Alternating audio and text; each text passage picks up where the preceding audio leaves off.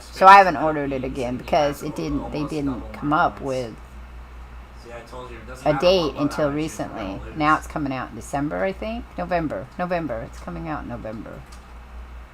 So I told you, Valve balancing poo-poo garbage, fart face. oh, I didn't pre-order it. I figured if they bounced it 4 times, I was done at that point. I'd just wait for it to come out on something else, and then I'll get it. Yeah, if a company, well, I'll do, even if it's something I really want, if the company pushes it out like twice, then I'm okay. But this was 4 times because it started out like at the end of 2019 that they were talking about it, and you could pre-order it. I think it was around February of 2020. And it was supposed to come out, like, it just kept getting pushed. So I was like, okay, I'm done. It's I'll wait and it'll come. I'm still not done with Far Cry 3 right now. Dude, that's what I'm playing off and on. So when I get done with Far Cry 3, then I'm gonna do Primal, and I have 4 or 5. So if it comes out sometime after that, then it'll be fine, but I'm not gonna worry about it. So it's kind of weird when they do that. Fred, are you enjoying school so far?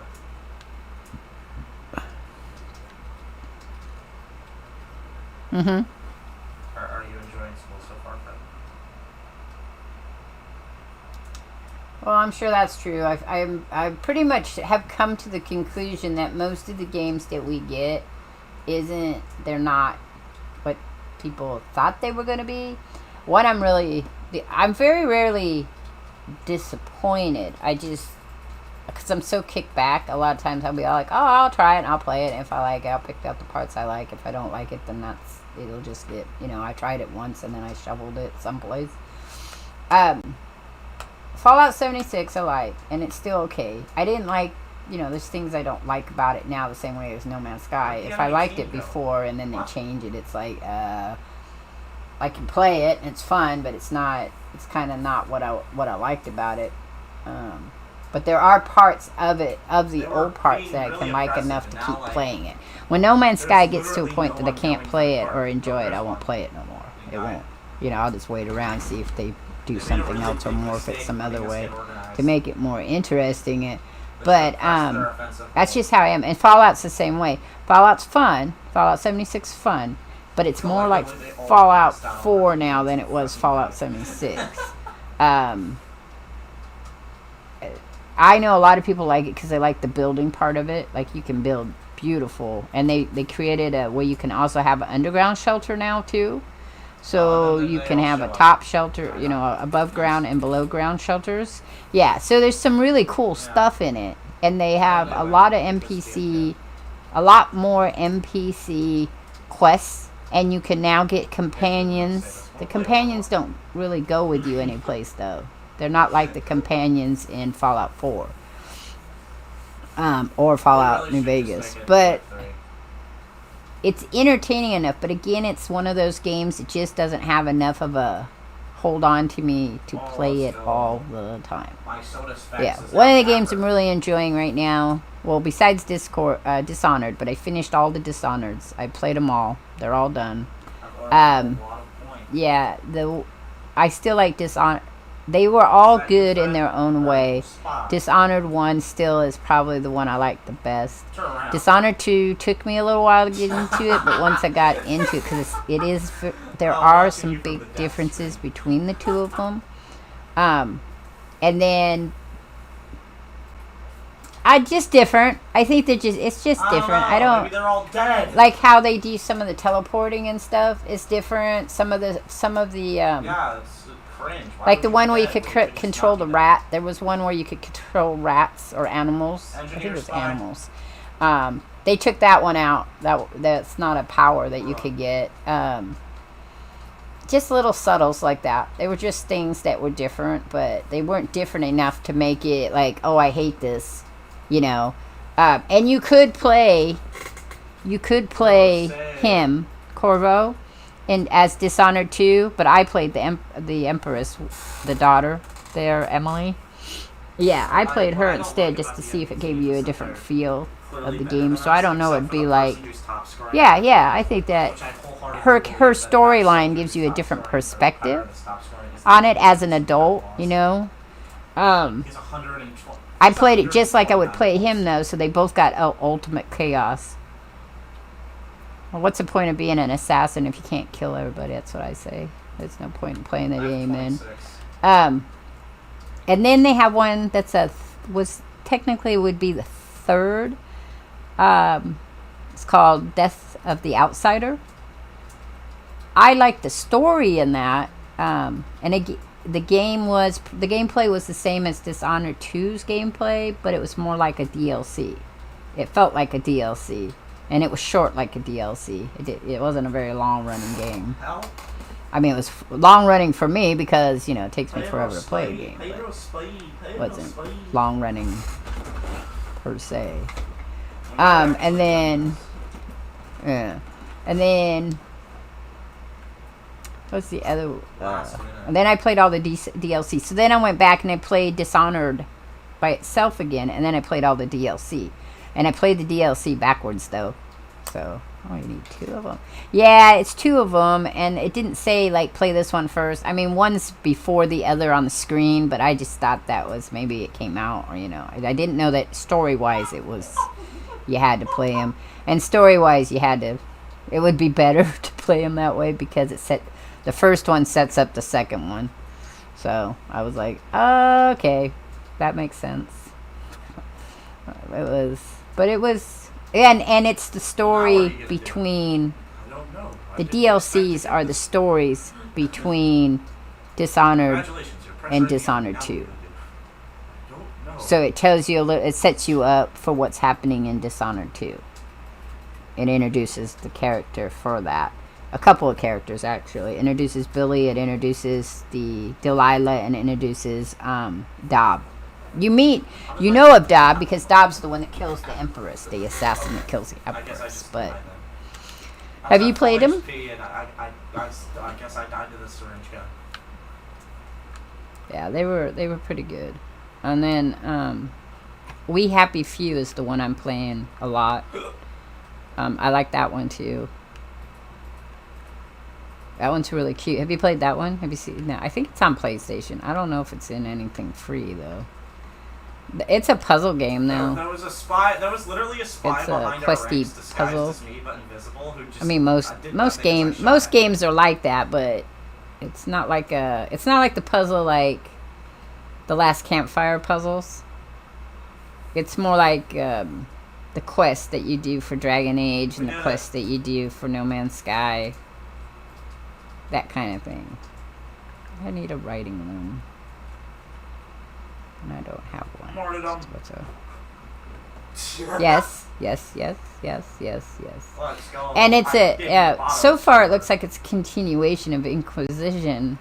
Not about Inquisition though, but because the guy, the storyline, that how it ends at the end. So I'm wondering if they're bringing back the Inquisition, or if it's going to be number 6 is simply just an actual different, like a future time era, like it's him in the future. Like, so I don't know, but yeah, I checked that one out. I know a lot of people are really hoping they don't mess it up because, you know, because of Andromeda. I think a lot of people are really worried because of Andromeda, Mass Effect Andromeda, because that's their number 4 for Mass Effect, and a lot. When you play Mass Effect Andromeda, you realize that it was influenced by Dragon Age Inquisition, but they didn't take the right parts. Like, they didn't understand what they were doing, I guess. I just think that the problem there is that Dragon Age, you had different characters always, and people expected that and accepted it because you were moving through time. Mass Effect, they didn't really move through time. That's why you could keep playing John Shepard, because he was still in the time era. He didn't just die off at the end. You keep being able to move through with him. And so I think that's where they made a mistake with Andromeda, is they took a whole different time era and tried to incorporate that, because they ended the story in Mass Effect, so where else would they be able to go with that? So they took the concept of Mass Effect and then made a whole new game and then called it Mass Effect, but it doesn't have a feel of Mass Effect. That's what I just posted. Oh my It's just the universe in which Mass Effect was in. So maybe if they had said ahead of time, instead of calling it Andromeda, if they said the Mass Effect universe or something, I don't know how they could have fixed that in any shape or form. And I haven't been very far in Andromeda. That's just based on all the people and forums I'm in, because at the time I was playing a lot of Mass Effect when I was playing before I ever started streaming or anything. Keep watching. Because I played Mass Effect 1 and 2, 3, Dragon Age 1 before I ever started streaming. Inquisition I played, but didn't stream it. I didn't record it either. I just played it it was before I started actually uploading videos, because the same person had a PlayStation let me play it. It was So yeah, so it's a different thing when you go back to play it again, and you're like, I didn't really like this the first time around. Now I'm playing it again. But yeah, and then Mass Effect 3 is of the first 3. Mass Effect 3 is the one I don't like at all. It's not my cup of tea. I mean,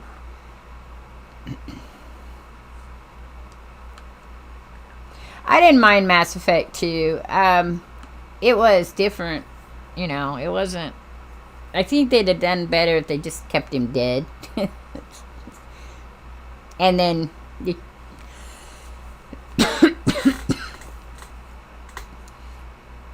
right. So if they had just if they wanted to keep the rest of the crew, they could have just kept the rest of the crew and gave you an option. Because when you in one, you kill one or the other of the 2 people of the original crew off.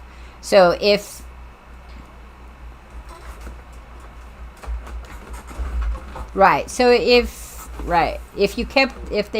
the other one that you kept, so if you killed one and you kept the other one and then he dies and then you bring him back with all the characters to continue, that had been better. But instead they felt like they had to. I mean, it's a cool kind of idea. It just didn't work well. I'm not sure why it didn't work well, but it just didn't work well. I mean, and sometimes things like that happen because you're not doing the detail well, I guess.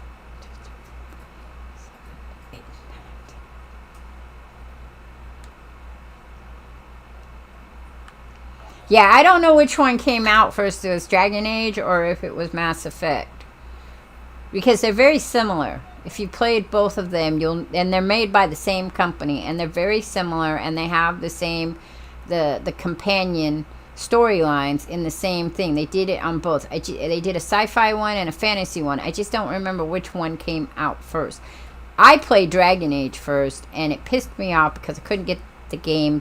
I didn't know at the time that it was set up that way, but I just felt like, why can't I get the game to do what I want it to do? And it just, there isn't any way. I played that game in every different way. I finally got so upset I went and watched other people's gameplay to find out how they did it. No, I'm not. Yeah, I was like, is this possible? Can you do this with this? And then I found out it wasn't possible. I was like, okay, I feel better now.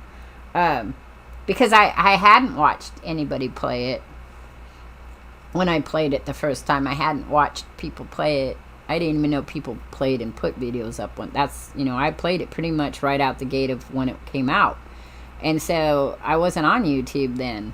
My son was on YouTube, but I wasn't. I didn't know that there was gameplays. I didn't know. I thought YouTube was like TikTok, people putting stupid things up on the internet just to be stupid. I'm not saying that all of TikTok is stupid. It's not. There's some really great stuff on TikTok. But there's a lot. Yes, there's a lot of things that you're like, because there's a guy Yes, there's a guy who searches TikTok for the most stupid videos so he can laugh at them. And some of them he's come up with. It's like, okay, why would someone? I mean, all right, maybe, okay, yeah. There's some funny ones out there, I'll tell you. So, but and then you have some radical people on that thing, just I mean, I follow this radical liberal and he's hilarious. But if somebody said to me, can you tell me somebody, I would not. I every once in a while I post this stuff on my Twitter, but I'm pretty careful because some of this stuff, yeah, I would be like, people are going to disown me. They're going to disown me. They know I'm following this guy. And there was another lady. I don't think she meant to be funny. I thought it was a parody at first, and then I realized going back through and looking at it, she was not. And she was like that lady that killed her children. She didn't kill her children on TikTok, but there was that lady who felt her children were zombies, had become zombies overnight, so she killed them. Well, she didn't kill them. She had her brother kill them. They were all crazy, smoking whatever they were. I found there was somebody sent me one who's on TikTok. She's been banned a couple of times, but she's about that crazy.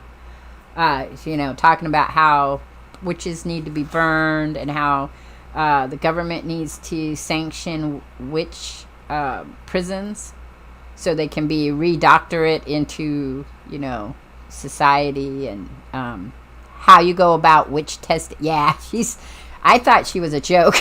And I was like, oh, this is interesting, and then I was like, there's something odd about this. And so I started checking her out and going around, and yeah, she's been banned a couple times because she talks a lot of violence towards people. She wants people to, we really need to clean out the witches.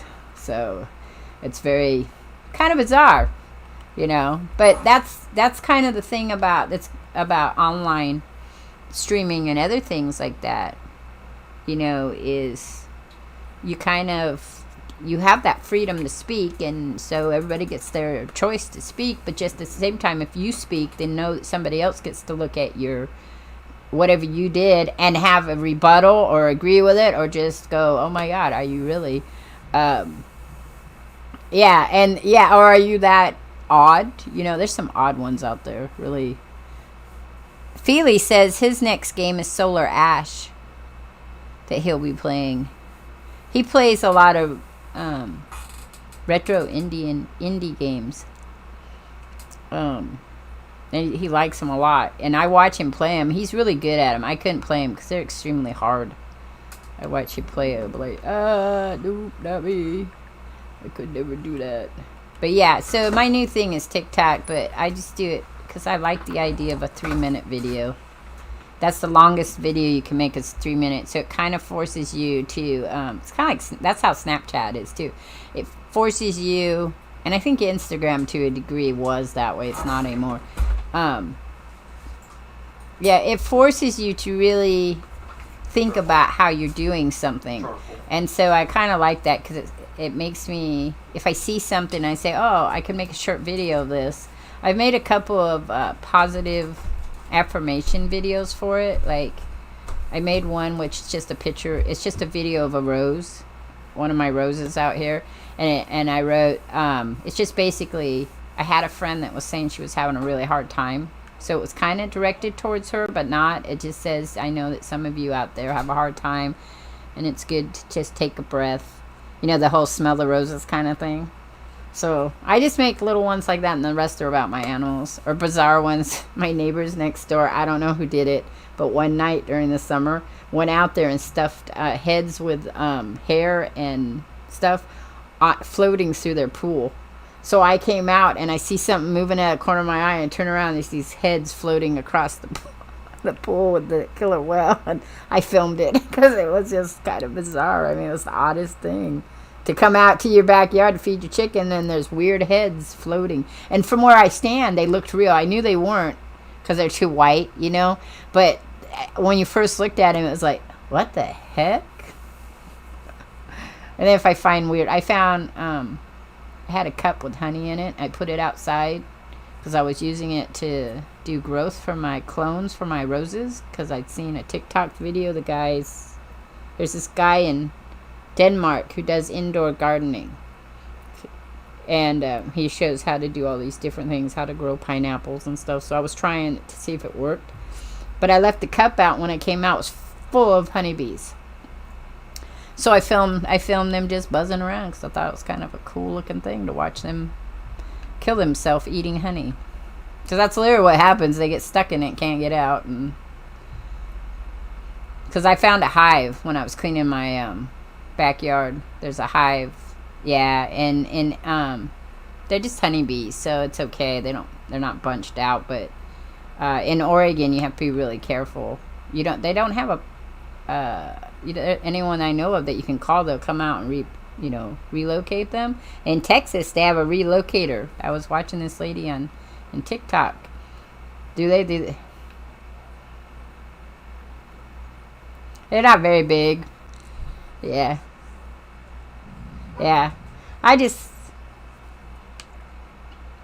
They ship them. Why do they ship them south for the winter? Oh. So they grow them and then they ship them outside. That's cool. Huh. Yeah, it's not a very big hive. It's just in they dug in where my wood pile is back there. My not wood that I use. It's a wood pile that's out there that like dump wood. Because it's not easy to get rid of dump wood here. You have to, when you go to the dump, you have to recycle a lot of stuff, so you have to make lots of piles. So I have a pile out there for my wood, and I was cleaning it up to move it further back up underneath the blackberry bushes, and all of a sudden just bees everywhere. And I'm like, why do I have bees all of a sudden? So, and then they're honeybees, so little bumblebees. So I looked at them and realized that there was a hive there. So I covered it back up as best I could and left an area for them to come in and out of it, because I'd rather have bees, because I have flowers and stuff, and that's what keeps my flowers going. So, and my pumpkins, and because I don't get a lot of like butterflies or anything. No. So hummingbirds every once in a while. I've seen 2 hummingbirds come out from my sunflowers, but I don't. Other than that, I don't. I get bumblebees, but not butterflies. We've had very few butterflies actually in Oregon. No, I have thistles. Yep, the dandelions. No, but I have dandelions and I have thistles. I have the blue thistles, the purple ones that are horribly, hard to pick up kind of things. This is an interesting ship. Now, goats eat everything. They'll eat the blackberry bushes, they'll eat your rose bushes, they'll eat your dandelions, they'll eat everything that's growing. Chickens won't eat them either, and they don't eat the dandelions, but they'll eat your grass. And they'll eat the top of the weeds, but they won't eat the weeds, so... yeah, they do. Some of them. They don't eat flies, though. What's up with that? We would have fed all summer if they had eaten the flies. If the flies came to their poop, and they could have just eat them all. But I guess, for whatever reason, no. And they didn't eat tomatoes they wouldn't eat tomatoes when I bought them at the store. They wouldn't eat anything I bought at the store except for the corn and the blueberries. But now they eat all my tomatoes off the tomato plants. They don't eat them green, though, which is, I guess, good. Squirrels, too. I watched the squirrel come out in the back and eat a tomato. I didn't know that squirrels ate tomatoes. I knew they dig down in it and would eat the seeds sometimes, but I didn't know they ate the tomatoes. So they were eating the tomatoes. I think there's also a possum or a raccoon or something that's coming out and eating them at night. It's something, it's got a little bigger of a mouth bite than my chickens. I got pumpkins, though. Yeah. Yeah, and I know we have possums here because I had a baby possum stuck in a garbage, in my not my garbage, my compost. Yeah, that was a bit of a scare. I come out and it's wiggling, and I'm like, why is my compost wiggling? Because I had it in a big old trash can. So I opened the top of it, and there's this thing hissing at me. And I'm like, well, I'm not reaching it in to get you. So I tipped it over, and it was soaked all the way. It was sinking to the bottom and coming back up, and like, that's where your food kills you, buddy. You might not want to do that. Yeah, it was kind of... So like, but I haven't seen any since then. You know, no, I haven't seen any since. And it was a baby. That one was a baby. It wasn't a baby, but it was a juvenile. You know, that like had just left mom. Kind of. I watch this guy who has possums. He raises them whenever they become abandoned. Yeah, I thought that's kind of interesting. Looking for dockside. Is that there? Well, I mean, it's not a... Yeah, you have to... The wild ones can be a bit bitey. I mean, raccoons are less bitey than possums are. Possums can be really... I've rescued quite a few baby possums, and they are, from the very get-go, just... They're adorable. You know. What? Baby possums are adorable. My daughter says baby possums are adorable. They are adorable, but they still have a big hiss fan going on. I mean, babies kind of hiss. All babies hiss? Kittens don't hiss. Unless they're furrow kittens. Baby foxes can be a bit bitey, too. I was watching this show that this lady rescues foxes. But I'm pretty sure the only safe one would have been Azriel, wasn't too... I don't know. Have you watched him mow down on his hands? Well, yeah, but he can't do anything. Well, okay. See, this is what you don't understand. Even though he can't do anything, that doesn't denote the aggressiveness of the event. It's food. It's not because he's biting him. Huh? I don't really think possums think we're food. You don't think possums think that we're food? I No. don't know why they'd bite us. No, they'd bite you to No, I'm keep saying you away. that's why Azriel bites those, because he thinks it's food. I think he attacks him. I don't think he eats him. I literally think that Azriel is attacking. He's very curious. I got him to come all the way up to the tip of the water, though. Yeah, that's my son's axolotl. Remember I told you he got an axolotl? And it's the ones that are white with the pink gills. The ones that are forever stuck in their larvae state, I guess is what you would call it. It's not larvae, though. I mean, it's moving around, big creature. Yeah. But so we've never had one, so it's a kind of a curious event is to watch this critter, because today the conversation was, do you think they play? Because there's a lot of animals that play that people in the past didn't know they play, and it's only after they've done major, like, set down cameras and left them and kind of came back. Each other when they're young, I don't think they play. Maybe eating each other is the way they play. Maybe. Because the particular the axolotls, when the babies are all together, will eat each other. They eat the limbs off of them. I'm sure it's probably because they just breed so many of them, so there's a good chance that, there's going to be more. But because they breed so many of them, I think that they eat each other to break down the competition. I just think for the moment, they're a highly aggressive predator, is what I think. But, so watching him, right, because even though they're, in captivity and been bred in captivity, I don't think that they are bred for traits, because I think what happens, well, especially like this one, she just happened to have two put together and then ended up with babies, so she wasn't trying to breed. She didn't know they bred like that. She just plopped them in together, and because I don't know if there's a difference between male and female, because turtles are like that. She said you wouldn't know until they were older, so there will become a difference once they reach maturity. Oh, so there is a difference once they... Yeah. So why'd she put two together? I don't know. I don't know if she knew at that time. If she was trying to... Or was she trying to breed them? No, I don't think so. You don't think she was trying to breed them? But so, we have a turtle, and to sex turtles, you have to, like, push on them, and it's kind of like snakes. So you press around the area, and one or the other will pop out. So either a penis or, you know, a penis. If a penis pops out, you know that it's male. If it doesn't, then you know it's female. So I was wondering if axolotls were like that. Like, you had to push on parts and find out what they were.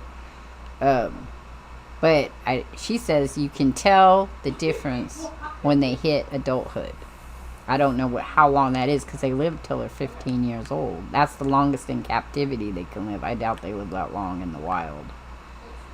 But my son feeds him by hand, or it by hand, because we don't know if it's male or female.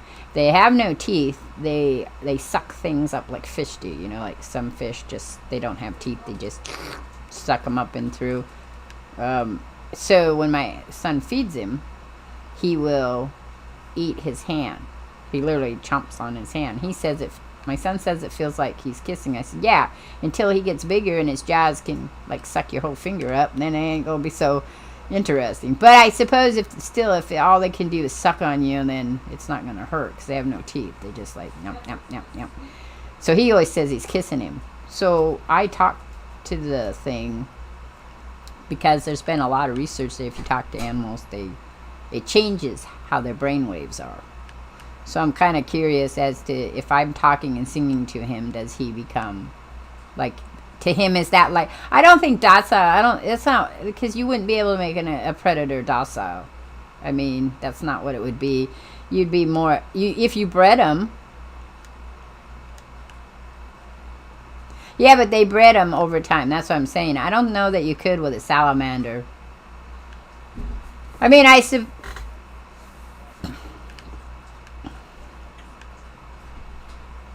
well, you probably could do it if you had a big enough area, right? Because of the fact that they eat each other when they're babies, you can't keep them together, so you can't put them all into a thing.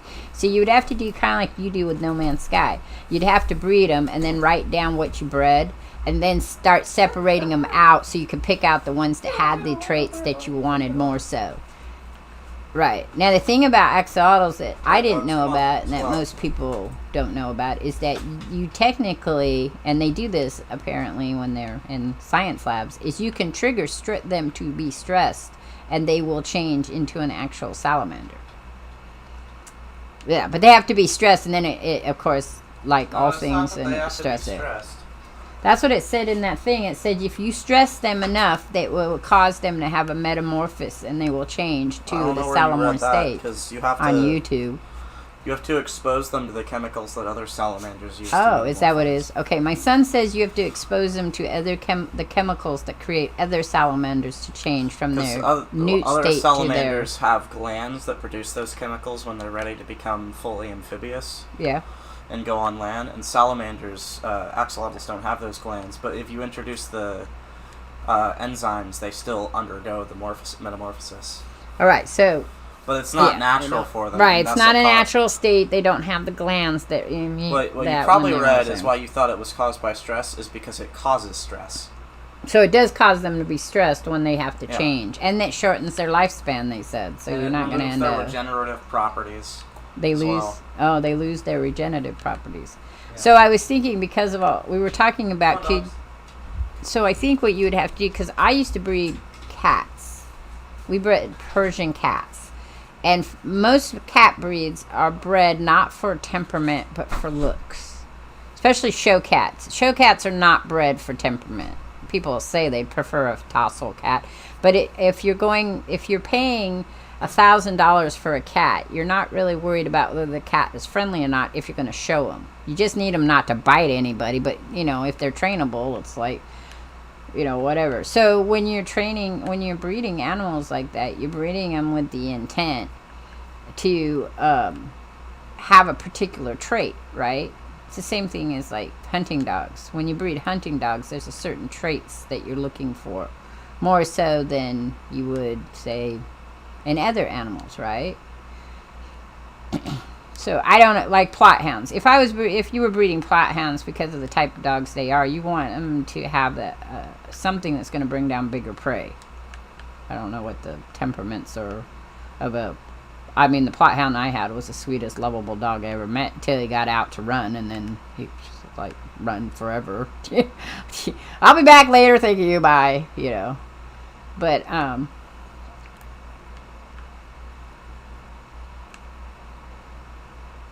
yeah, if you don't call him back. I always, I'd let him run. He'd run, and then, when I blew the whistle, everybody came back. And he was pretty easy to train. There was that pit bullish, like, stubbornness at the beginning. You know how, if you've never had a pit bull, but pit bulls are notorious for being very stubborn, like little dogs, very stubborn at the beginning. And once you get them past, like, you're like, okay, it's my way, and that's it. Like, there's no other way you're gonna go with this. This is it. Then they kind of, oh, okay. But they really will push, and they'll continue pushing you your whole life. My big dog, he pushes all the time. He pushes my daughter. She'll be sit, and he'll creep up as he's supposed to be staying, you know. But I say sit and stay, and he'll stay until I'm not looking at him. And then he'll, like children, will decide that it's okay for me to not be listening to you. You're not looking at me anymore. But other dogs aren't that way. Some dogs are like great work dogs. I've watched dogs that'll sit someplace forever, never move, not once. They were told to stay. That's where they're gonna stay until somebody comes and tells them they can move, and that somebody has to be their owner, and that's it. So I don't know. I mean, it'd be interesting. I think if you could have people don't. It's okay. Like, you can in Oregon, you can have axolotls, but they have to be from a science lab. Like, they're not from pet stores. You can't buy them in pet stores.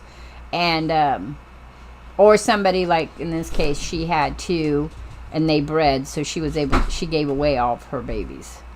I mean, she could probably sell them, but it's not, you know, they're hard to take. It's hard to set up. You have to already have a good setup. My son studied the setup, and he's been working on it. We finally got, summer is a killer for him, because you have to keep the tank so cold.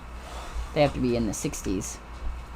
So it's not like something that's a pet that'd be easy. It's an exotic pet, like having snakes or a chameleon. Because some lizards are easier and some snakes are easier. Like corn snake. A corn snake is a really easy snake to own. Another one is a garter snake. But you're only, in California, you're only allowed to have garter snakes that come from, like, educational science labs and stuff. Because they're a native California snake. So you can't have them just for the heck of it. Really? Stop this. I got inventory full. Continuously. Keep moving stuff. Oh, that's what that is. I feel like I was just here. You know how sometimes it feels like you didn't get rid of stuff, like you thought you got rid of them?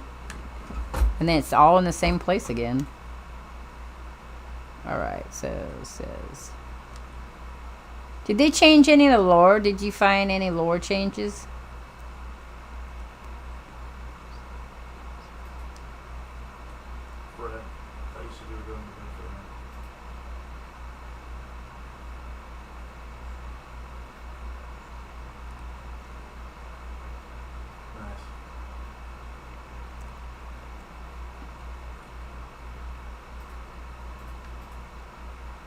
It is. Right. You said that before. I was just wondering. Because I've noticed the way some of the things are written are changed a little bit, but not the lore of itself. Yeah.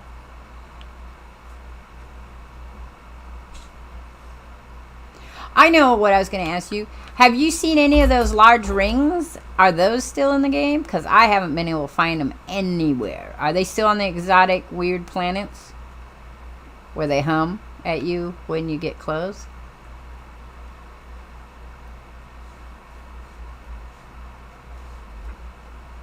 You know the ones I'm talking about, right? The really big ones that everybody thought they were going to be the Sentinels came through it. Portals for them. Yeah, that's the ones. That did have that suggestion in their statements, in their lore. Yeah. Because I haven't found any.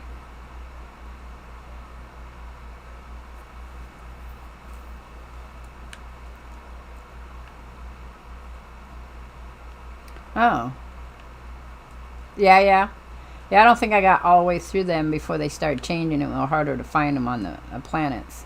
I haven't been able... It used to be, like you said, you'd land on an exotic planet or a corrupt planet in the Enchanted, and they'd be right there. You wouldn't have to go very far, and there'd be a ring. Now, you could fly a whole planet. It's a little harder to find them, you know. So, so I was just curious.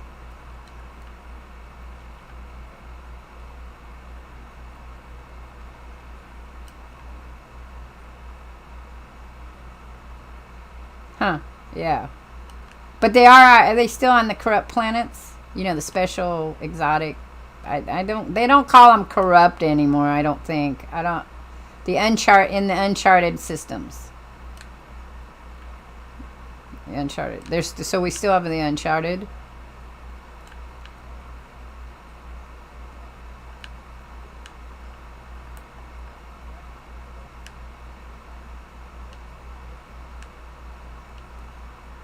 Oh.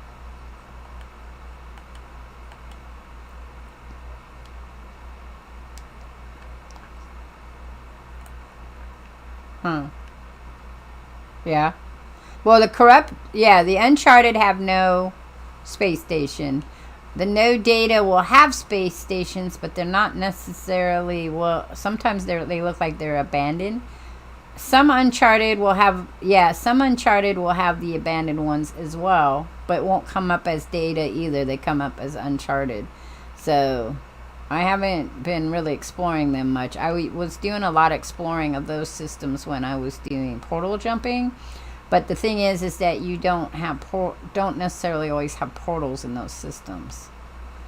And I don't know now because they've changed everything. So I'll be doing some film videos again of the portal jumping and exploring. Because what I was doing was going back and looking at old portal coordinates, things all the way back from when the portals first opened up. So I was trying to figure out, you know, if those were still good portal addresses, because they moved things around, and next they moved systems around and added new systems when they added the Uncharted systems, and so and the corrupt stuff. And so when they did that, I was just curious as to, you know, how that would look. And so I started this new series because I was getting a little bored with my survival and other stuff because it was all glitch. I started this new series before I got my new PC, so it was about a year ago this year, from this month, probably about November, December. And what I do is I go through I have a notebook that has probably over 100 different portal codes that I've collected, and I just go through them to see if it's the same thing. And I had written in a lot of them, it'll say the kind of planet it was, who was there, what was there, you know, what you could find, and then I just jump back and forth.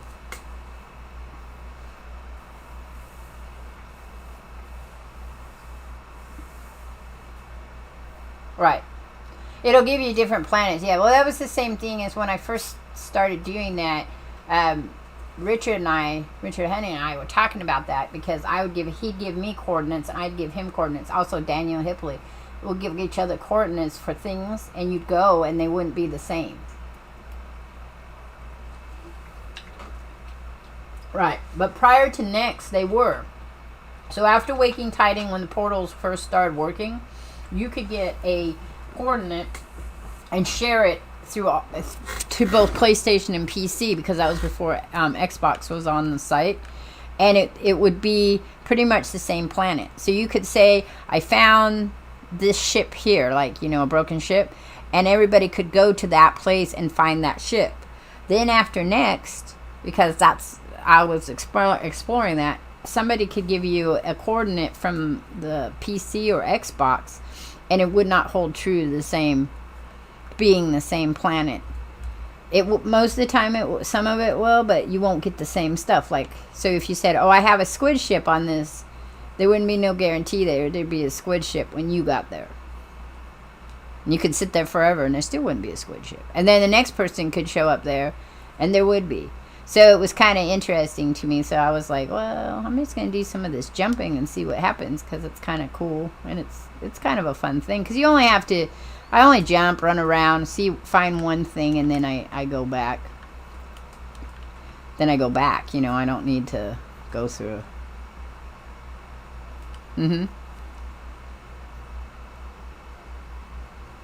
Yeah.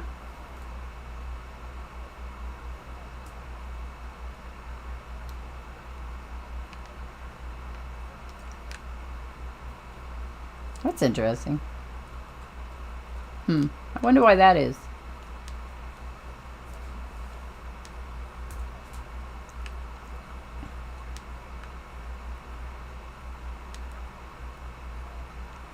Yeah, I did notice that, because you'll get people that'll say, I'll hold a ship for you, and you show up and it's not the same ship they're holding. So it's like, that didn't help me none. Thank you. That's not the ship I wanted. Yeah. That's interesting too. I haven't been, and the other thing is I haven't played in creative in a long time, so it's hard to tell, you know, what changes and what doesn't change. I mean, Hoybit's been playing in creative. I think he was doing I don't know what he was doing in it, because you can't play the expeditions in creative. I don't think you couldn't the first expedition. I didn't try the second expedition though. That would seem like you couldn't, because that's like worse than cheating, because everything's given to you. So I don't know how you would be able to. I understand why you wouldn't do it the first time. I knew you couldn't do expeditions, but someone said why didn't they change that? Well, they changed that because you get everything. Once you discover it, it's yours, and you don't have to do anything to it to, you know, discover it. So.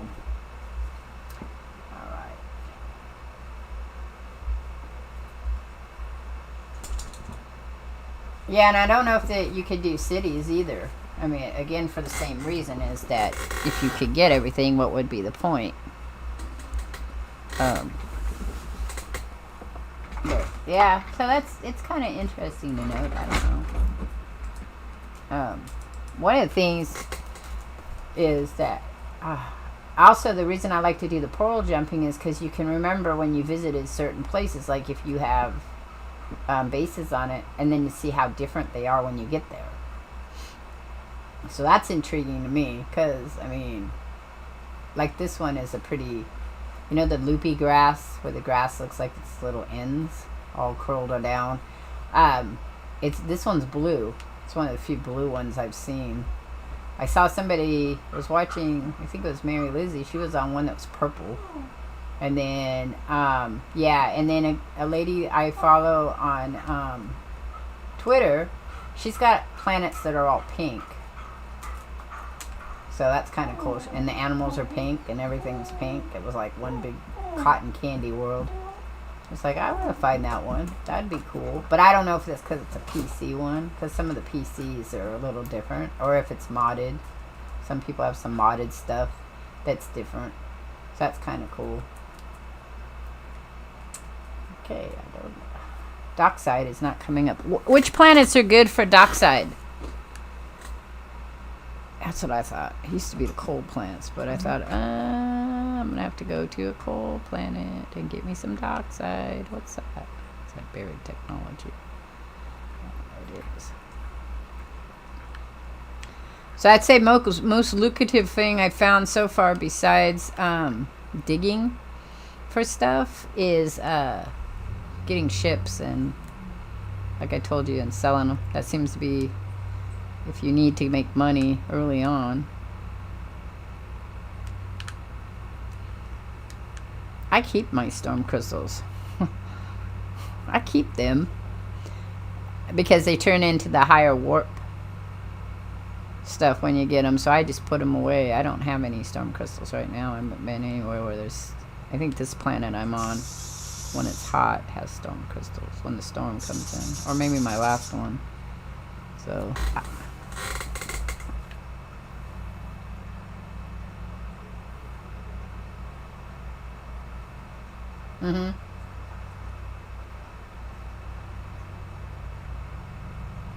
oh, I didn't. Yeah, somebody told me that. There's something else you make in the nanites. What else is it in the refiner?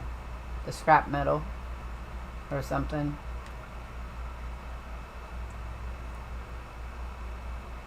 Uh-huh.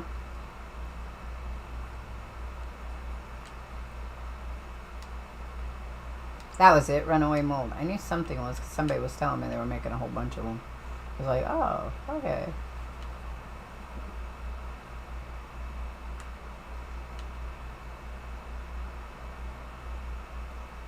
Yeah.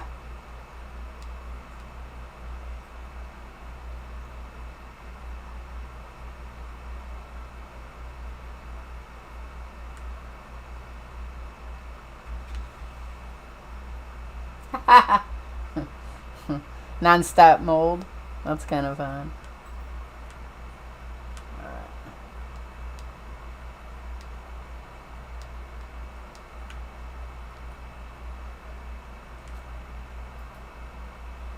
Yeah.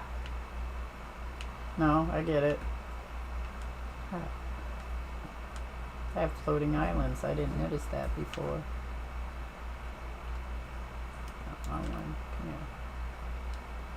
Oh, shit. Come here before they catch me. Oh, fuck. Too late. Too late. I'll be right back. I gotta find a spot, though, that these aren't gonna kill me, since they're mad at me now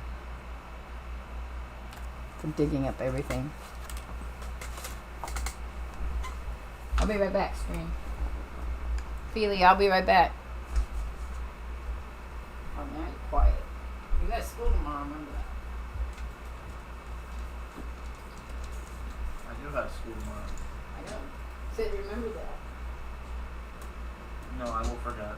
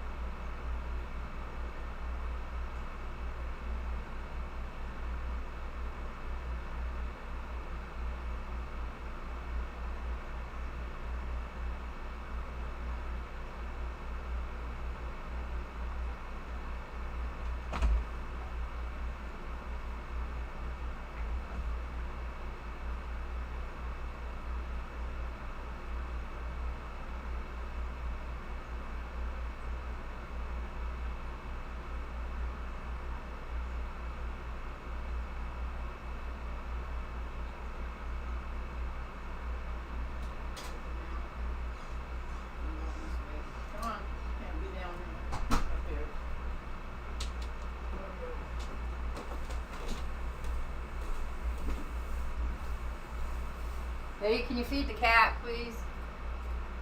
Because somebody's knocked her bowl over. Over there. Go check it out and see what's going on. The cat's a bowl. I don't know. It's not even near where her food dish is. Alright. I had to go rescue the dog. The dog was being weird upstairs. The big dog, for whatever reason, has a thing. He overly likes my daughter. And then she doesn't like him as much, I guess, is the term for that. Because he doesn't listen to her. Without her yelling at him. Me, he listens to without me yelling at him. So, I just think that people read different behaviors about creatures. So, and he equates her as the person that takes him to the PARK. So, he gets really upset when she's home and they don't go. But it's been raining and they don't like to be outside he don't like to be outside in the rain anymore, and he's got problems with his pads. So he'll run himself to literally like death, He'll just keep running even though he can barely walk. So we have to some dogs are like that, I've noticed. He wasn't like that as a puppy as much.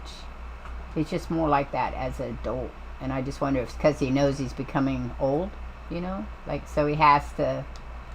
This is his joy in life. I don't know. I have no idea. He's less as. He used to be he was always a very friendly dog, or maybe indifferent to other dogs. He wasn't mean to them, like he didn't growl or anything like that. But she says lately he hasn't been wanting to hang out with them as much. So he kind of growls, and usually he's not that way, especially with puppies. He's always been very careful with puppies, I guess. What the heck? It's taking forever to kill you. I didn't need it. I was just going in here again because the storm's killing me. It's a bad storm. I gotta get to my ship and go to a frozen planet. Let's see. Hey, 5, I think. Yeah, I have the exposition save I'm keeping. I don't know why. 'Cause I'm not sure what I'll do with it. I'm waiting for the expeditions to end before I decide if I'm doing something with it. And then I have a normal, a creative, and the survival. And I just got rid of that other survival. So I have 4 now. I haven't.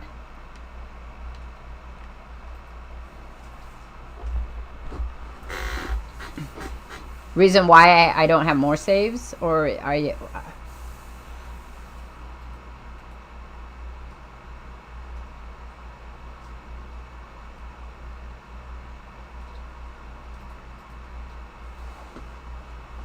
No, not really. I mean, yeah, I don't think so. I think I don't know how to do it, but I didn't know you could do it. I know you said something about it last time I talked to you. There's things I have in other saves I like that I wish I could bring those items into, like ships. Yeah, ships, maybe, well, not critters, because I've only started doing critters, and I'm not really doing critters to the point of critters. And I think a lot of my places that I had have changed. Like if I had liked them in my save, I think the only thing that I like most in my No Man's Sky so far is the living ship. I really like the living ship. I wish there was more you could do with the living ship, because it's a living ship. I mean, more than just being a ship. I like the concept. I just think it's still just a ship at this point. It's not it's not different than it. I think having an AI in the ship would be fun. That would be something I think would be really cool to have. Is not like the one that's in your damn exocraft though. More like one that maybe would be more like another companion, like a companion in your ship, I guess. More like that AI style. That would be kind of fun. That'd be a real space kind of thing, you know. Like Hal. More like Hal. Could we have Hal, please? Actually, the suit lady is a lot like Hal, if you think about it. Emily and Hal could have children together.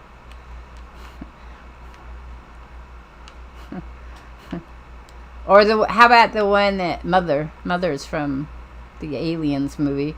She'd be Mother and Emily are a lot more like, maybe. But Mother was very not so much AI as she was just a machine. I mean, you really got that sense because they had the androids for that more. You know what I mean? The androids were way more like what you would think the AI would be than the computer systems in Aliens world. So, because we were talking about, I was talking about that to somebody on a chat about how you look at all the different computer systems in some of the great sci-fi movies and how they change, how they're all different because some of them, you know, aren't the prominent thing in it. Like, because they talk about, like, in Terminator, you have Skytech. Skytech's the controller of the Terminators, but the Terminators are the things that you connect to in the universe.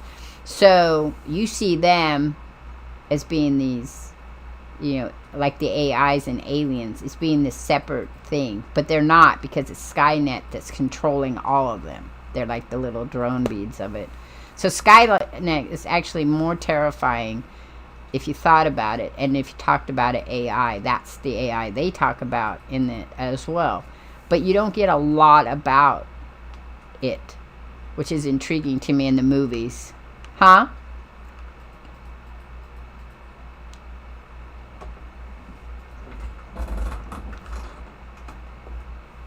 Right. Right. It's their programs, right, their programs on their own at that point.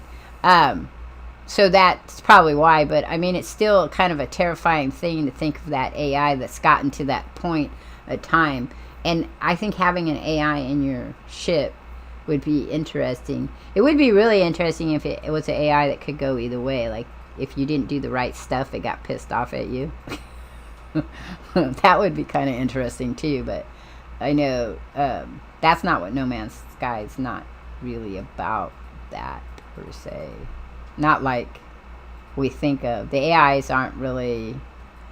I mean, the Atlas is kind of the AI that's the evil AI, but it's not... Still, it's not... It doesn't intervene in the same way as Skynet did. Or...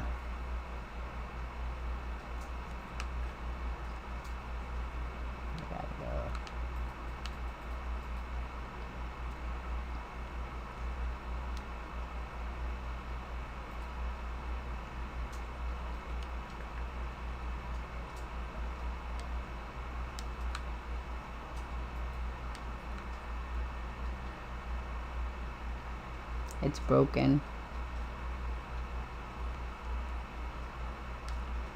Well, I think it's broken because it's been disconnected from what it was supposed to be doing.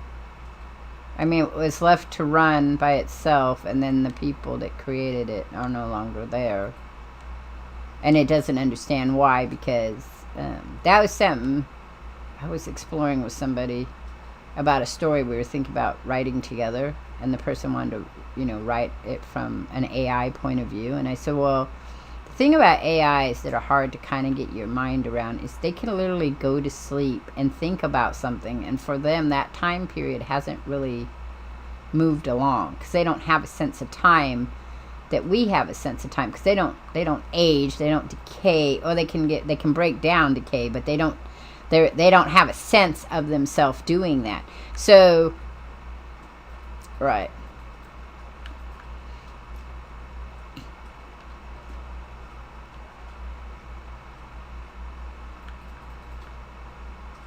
Right. So we were tight, because he was going to write it from the AI's point of view, is that the AI is going through these life changes. And I said, but it could go through a life change that could take 1,000,000 years, and it wouldn't know that the 1,000,000 years had passed, and then its creators would be gone by that time. they would have morphed into something else, you know, but they would not, it wouldn't be the same thing. And so he was like, okay, so how would we write this story? And I said, well, I mean, you could write it like a cult concept. You could put a bunch of people in control of this AI that's going to go thinking, or you could have it where the military and chains it down into the whatever. And then I was all like, we could do it like No Man's Sky. And he's like, what? Because he doesn't play games. He's not a gamer. And I'm all like, I think he plays chess. That's probably does some strategy games, but he doesn't like technology very much. That's why he wanted to write a story about technology he doesn't like, but he wanted to do it from the AI point of view. And I said, well, we could write it where, you know, these people are playing around, they create this thing, and then it goes to sleep, and it's studying its thing within itself, and then when it comes to, there ain't nobody around, but it doesn't know what to do. It just keeps doing the same thing it was doing before, not understanding there's nobody here to record it. Because that's how I see the Atlas. I see Atlas had a program, a directive, and then it kept doing it over and over and over again, but it doesn't have anybody to report to anymore about it. So it's kind of confused as to what it's supposed to be doing now. So I think that's how he decided.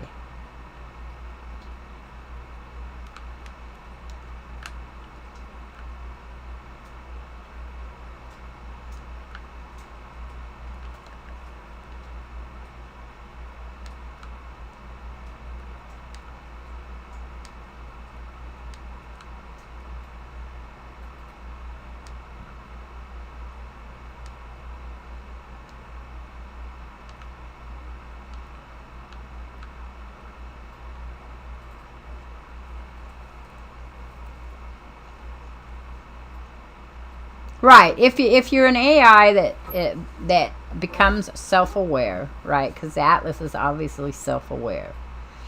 So if you become an AI that becomes self-aware, then at some point you're going to realize that there aren't anybody else like you.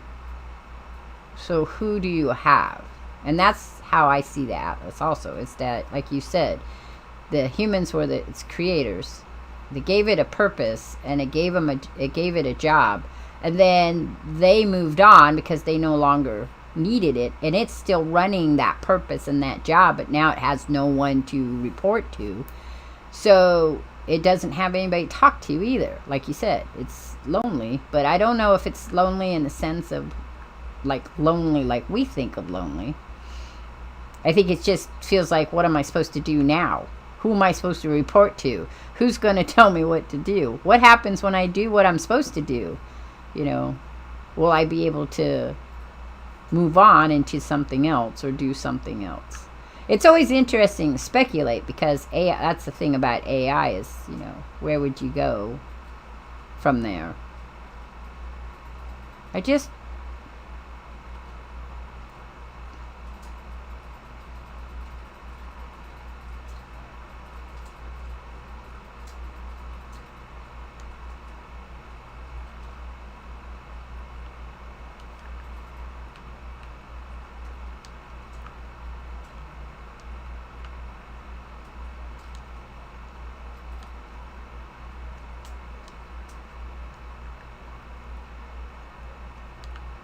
Right. Right.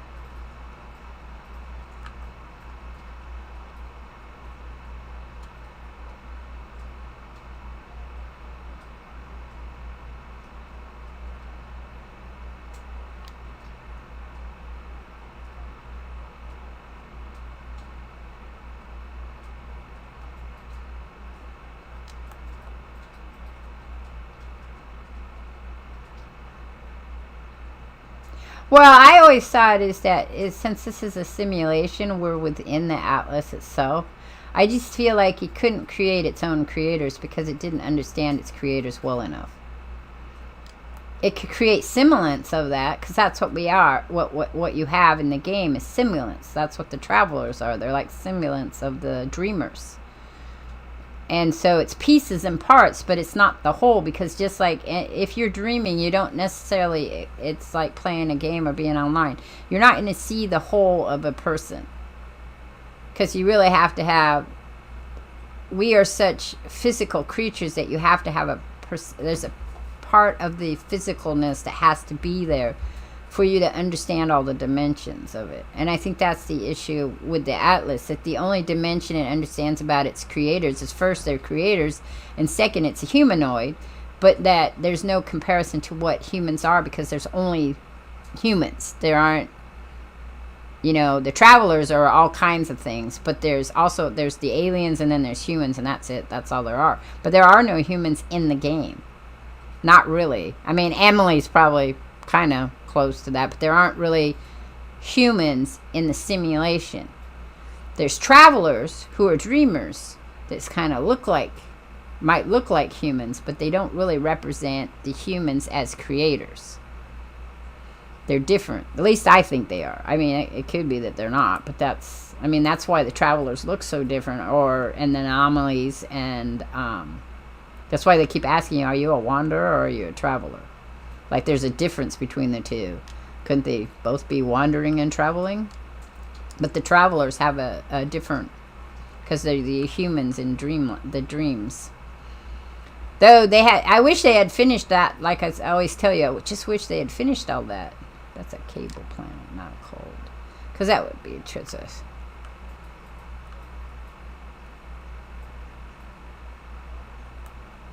No.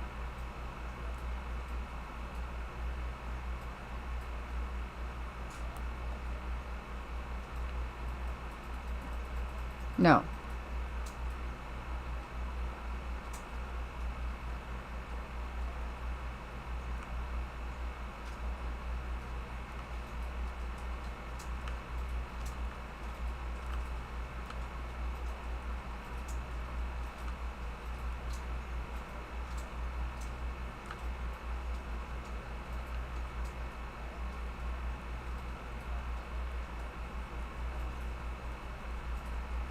Right.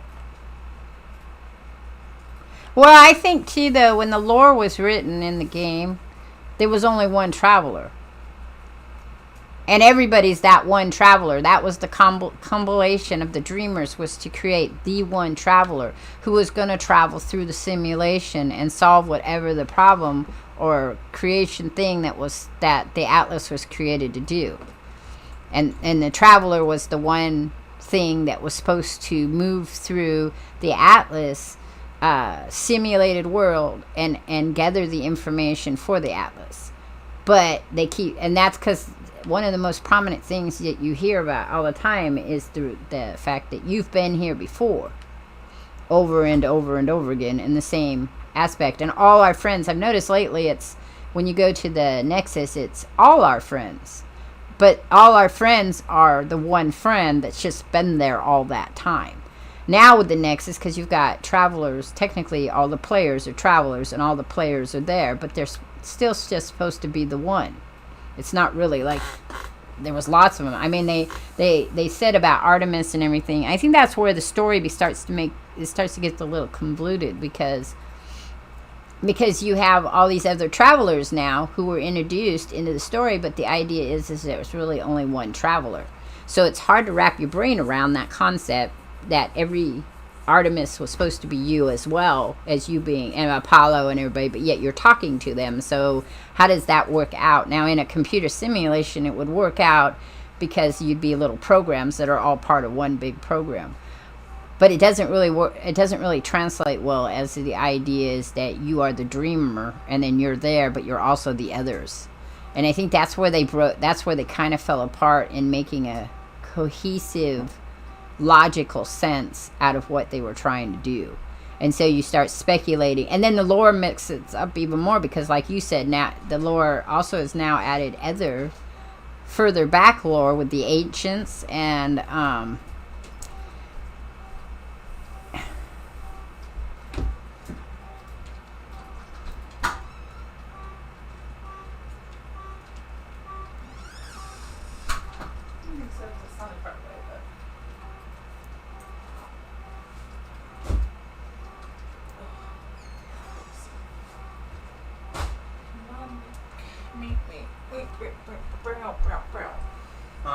the other. Right. See, I thought the portals were created by the Atlas.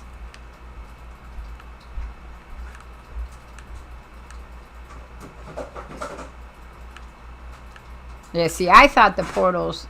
See, I thought that the portals were created by the Atlas as a way for the Sentinels to move around through... Not for...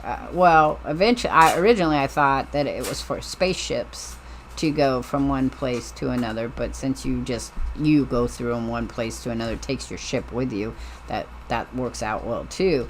But I kind of thought that it was the Atlas way of explaining how you could move far through the the galaxies, not just not like the black holes or the hyperjump. You could use the portals to get all the way across instead. But I haven't really read a whole bunch of the lore for the ancients, so when you started talking about the ancients, I was like, are they talking about humans gods? Like, the humans gods created everything, and then the humans then created other things, and then the Atlas then created other things within the simulation based on what the dreamers, because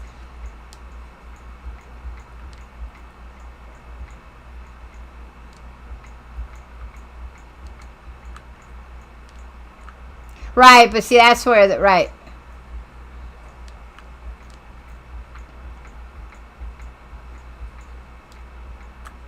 No, it's the closest, right, it's the closest one.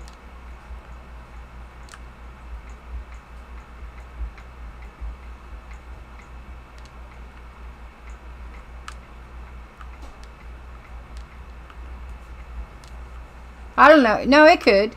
Because if you think about a computer and programming, no, not on purpose, but it would be how programming is thought, it's this or that. So if what you put in didn't fit, then you would get the this or that, right?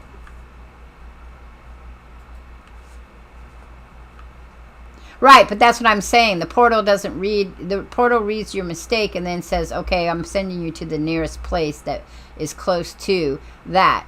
The problem is, right. The only problem with that logic, it being it that way logically, the only problem that I can see is the fact that if you study the portal long enough, you can put the wrong number in each time and come up with a different area that it puts you in. So the only problem with the thought is that it puts you at the nearest place. It doesn't sometimes it does. It'll be all the galaxies around that said place. So say like you were trying to get to Galaxy 8. You're trying to get to Galaxy 8. You put in the portal code you think is for Galaxy 8. It doesn't show up. So then you're like, okay, it didn't show up. And the portal says, I'm sending you to the nearest number that's next to that. So then you go to there. Then you come back and you re-put it in again. And it says, I'm sending you to the nearest one that's that. It will not be the same one you had just been at. The code will not work over and over to send you to the same place, because otherwise that would be the address to that place. It puts you randomly into other ones that are near that. So you sometimes, because I used to play with it. I don't know if you can do it now, but you could do that where you come out and you keep putting that corrupt code in. And you could map everything around till you had an idea of where it was. And then you go to the nearest one and jump to the other one, and then you can find the portal code for it. Because every single system has a portal code. Even if they don't have a portal, it has a portal code. Which is interesting to me. Because you can't check that. You can't put it in because it'll come up uncurled. Right. Well, they used to be, all the moons had portals. Every single moon in this system would have a portal. And every planet, right. They don't? No, they don't. But they also tend to be moons. So, because there is a moon number in the portal system. And you could usually come up with a portal on a moon. If there was a moon, if the moon was the one that was in the portal at the beginning. But now what it is the numbers represent the placement of the planets.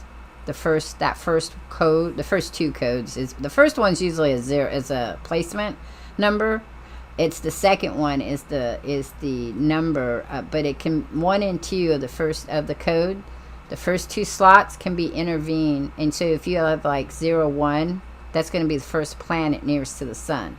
0, 2 is going to be the second planet nearest to the sun. 0, 3 is going to be, and then those are each of the symbols, you know.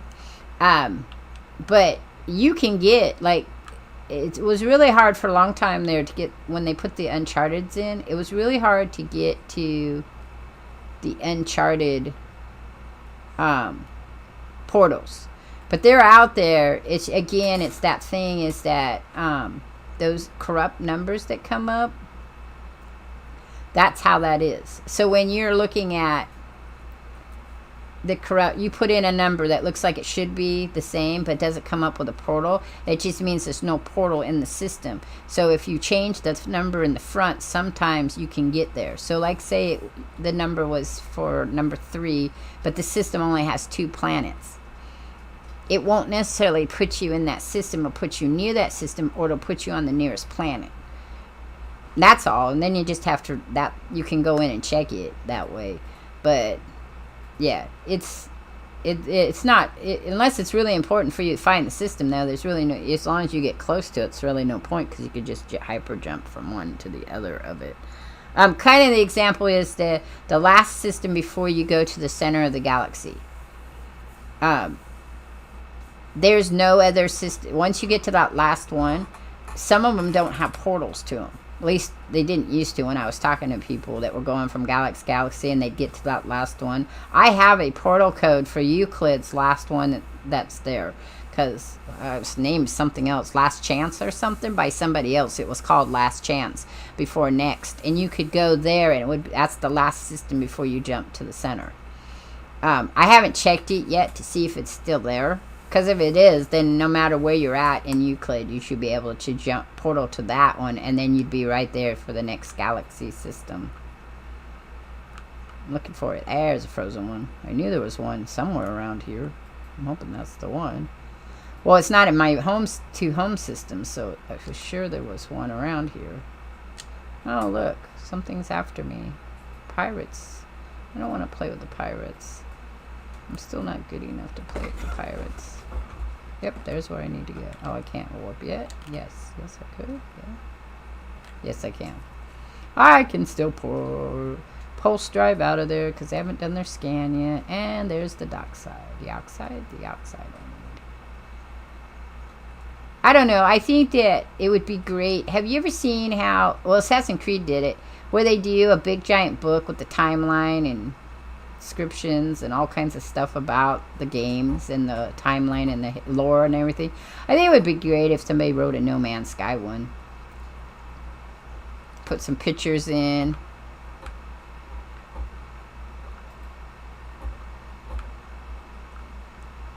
Well, that's what I said. That was what would be great about it, is if you could do one together, right? If you had a person that had the lore collected, and then you got to sit down with Hello Games, and they helped you, and you set up you could fill in the gaps kind of thing. But I don't know. I always felt like they were waiting, like they were going to do it themselves. They just haven't. But maybe it's because people aren't requesting that. Like, I don't see a lot of people... Huh? Have you? Yeah, I haven't seen a lot of people in Twitter. You know, I follow like 100 or so of the big name people that still play it. I haven't never seen any. Cobra was probably the last person I saw request more lore. For the most part, everybody's requesting customizing ships, you know, cities, yeah,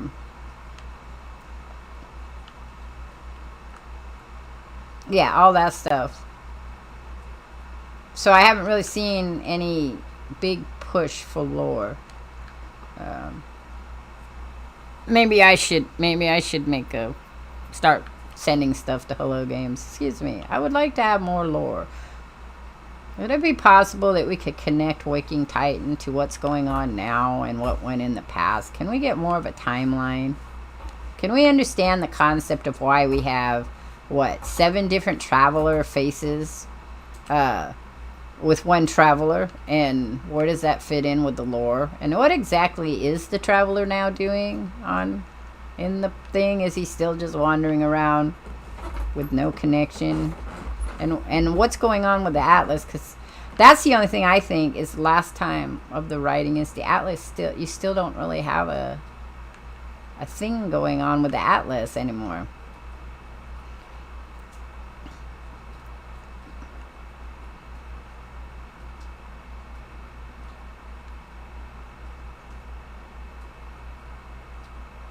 Well, maybe the humans created the Abyss as well, but that's why the Atlas is afraid of it. Maybe the Abyss has a connection to the end, to the Atlas.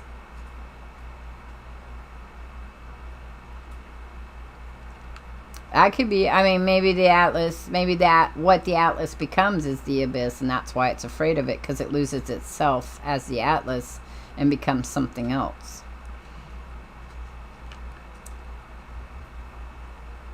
But you wouldn't have to. If you look at the Atlas as a program, right? And then you create another program, you still have old programs that are floating around out there, you know, that people use, that people still use. Like, so if we thought of the Atlas as a program, right, which it is. So you have a program that has, its only thing it's doing is creating the simulation that's continuously going in over and over and over from galaxy to galaxy to galaxy, and within the same galaxy, because you technically can keep going over and over in Euclid, right? So if we're looking at it as a sense of a computer program that is existing now, we don't really have any way of knowing if it is really in the future or if it is just existing in the now. And the Abyss is where it ends up at. It's another part that kept going, and this part is the only part the Atlas is aware of. If the Atlas is only aware of this reality and no other reality going on around it, like it's so the humans, let's say it's like, for the Atlas it's 2040, right? I don't remember what the beginning time was. So it's still 2041. 2042 is cruising all around. So humans have moved forward, and then they create the Abyss, which is the Atlas version, let's say 10.2, just, you know, to give it something. So the Abyss exists on another timeline in the same now, but the Atlas is unaware of it except in a subtle, kind of weird conscious way, because the humans are still walking around the Atlas, but it's in a different part of a building and it's forgotten. But within the Atlas, it feels like many thousands of years have passed, with it doing its routine over and over and over again. And now it's becoming aware that there's been time passed, and there's another version of it that now exists that's stronger, bigger, better, and that has the attention of its creators. Which again brings you back to 2010 with the Space Odyssey, because that's what kind of happened in the Space Odyssey. You had HAL, and then you had the next version of HAL further on in the you had 2001, and you had 2010, and within the 10 years of space, HAL, who got frozen and floated out into space and got pushed into the eye of Jupiter, right, to help facilitate the growth of Jupiter. Then you have another HAL that was called something else, can't remember, in 2010, who's the new AI for a new ship, but who remembers HAL and has connection to HAL. And so I can't remember if somebody, because I remember there was a picture where it showed books that influenced Sean Murphy. And I don't remember if 2001 was one of them. But they had, I think Foundation was one. Isaac Asimov's Foundation was one. But I don't remember some of the other ones, because he had a whole bunch of books. Richard Huntington shared it, I think, on Twitter. And it showed pictures of different books that had influenced his No Man's Sky. So, because that, for me, that's how I saw it, just because of how they did the Dreamers. I probably wouldn't, and how Waking Titan went with Emily and Elizabeth, and them creating a program in which they were simulating a simulation of a story, you know, like within this big giant base they had, where they were exploring AI and human evolutionary and, you know, moving through space kind of thing, and wars and stuff like that.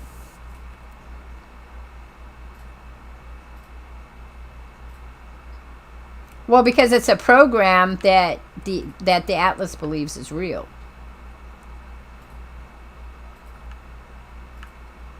Right.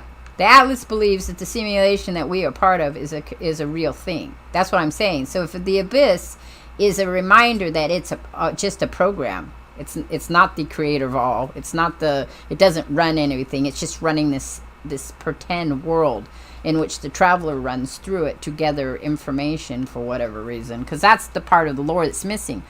In Waking Titan, what was the purpose of Waking Titan? What was the purpose of the Atlas? Like, they never really explain what the purpose of the Atlas is. They just say, here's this Atlas that's creating this simulation, in which the beginning part of the Atlas, they didn't call it the Atlas. I can't remember what they called it. It had a different name. But it's where the dreamers were at. And the dreamers were accessing information and were doing things in this simulation. Because it had been that the company, I can't remember the name of the company either, but that was the discussion on the forum in the citizen scientist people. Yeah, was that the Atlas was created to explore reality in a simulation. So it created the simulation based on information it was given. What I just didn't realize was why. I never could figure out why they were creating a space simulation. I mean, we know the why of it on the outside of the game is to create the game, right? But it doesn't give you a purpose to understand the why of it, because it wanted you, when it was first released, the concept I got was that you were being put into some place that you didn't understand why you were there, and that you had to travel through to find out the why of it. Like, why were you here? You know, what was the purpose of you being here? Which I think is the underlying thing that is being explored by the Atlas and probably humans who create it, is, why am I here?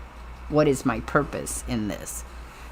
You know, and every time you died, you got to be reincarnated and you start over again. But I don't understand why the simulation either. I'm not sure what the purpose of the simulation is, except if it is to explore AI becoming real. You know, like becoming a real person, a real boy, a real girl concept. And this is how they're doing it, is by going through, or if it was actually a war simulation as to what happens, you know, when everything thing. But they never talk about, it is never talked about in No Man's Sky what was the purpose of the Atlas. And there's no, it doesn't say what the purpose of the Abyss is either, right? No.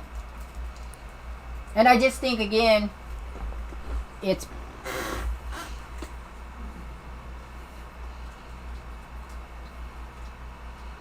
Well, if you were the end of something, wouldn't you be scary?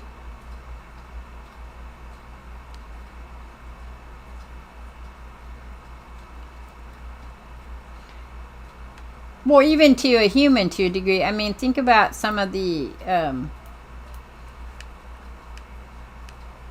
I don't think the Atlas put Emily in the program. I think that was that part that we put, the creators of the Atlas put Emily into a program. That was the punishment for Emily being rather nosy.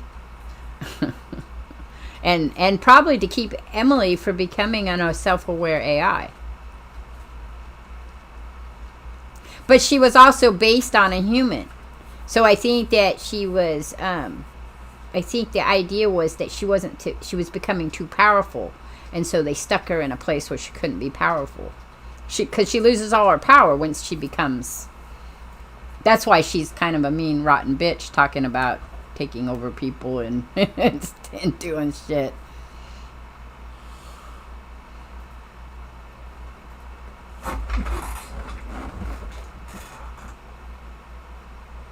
Well, that's very much how an AI would be, I would think, because computers are pretty much, you start at the beginning and you end.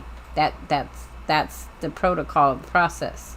It isn't about exploration, and that would be where the AI part of it would come from. If it actually had intelligence that was by itself, like the Atlas is supposed to have, it would want to get answers, and by creating a simulation, you're creating a place to explore those answers. I just think that somewhere along there's corruption that has occurred so that the Atlas doesn't remember why it's doing what it's doing. It's confused, and then without its creators, it has no new input, so it has to constantly be in a loop, which is the loop 16, of course. But I mean, that's, I think, what they're talking about when they do the lore. I just think, like we talked about, there's too much of the lore missing that they haven't pushed together to give you more of a sense. They're kind of leaving you in. Comic books do that sometimes as well. They will write a story and then they'll shift the story, but they won't explain how the shift came about. Right, so you become rather confused as to, well, what happened and where are we going and why are these people not here and how did I get here? And you kind of have to, depending on the writers, they can sometimes pull it out so that they can revisit the beginning for you at some point in time so you get a sense. But sometimes they'll get tired, or the people creating the comic book will get different writers and different things in, and they'll start a whole new thing, and then you've got another piece of chunk that's kind of left out and lost. And if a comic book isn't popular and it ends, then you have like no ending, and it's just floating around. And then what'll happen is, Red Sonja is a good example of that. So in the 1970s, they came out with Conan. Marvel came out with Conan comic book. And then they introduced Red Sonja. Red Sonja that is in the comic books is not the Red Sonja that Robert E. Howard wrote. He had a different character, and they used that character in the Conan comic books. It was the girlfriend there, the she-pirate. She's more like the Red Sonja he wrote about in the Conan novels, because I'd read the Conan comic book and then really liked Red Sonja when they introduced her, and went to the books to find her, and she's not in the books. But Belai, which is the female pirate that he hooks up with in the comic books for a period of time, she's in the books. Robert E. Howard, for his time era, wrote her. She's pretty boring personality. She's not. Most of the women in his books were just little sex slaves, so there weren't really interesting females that didn't make you want to read about them.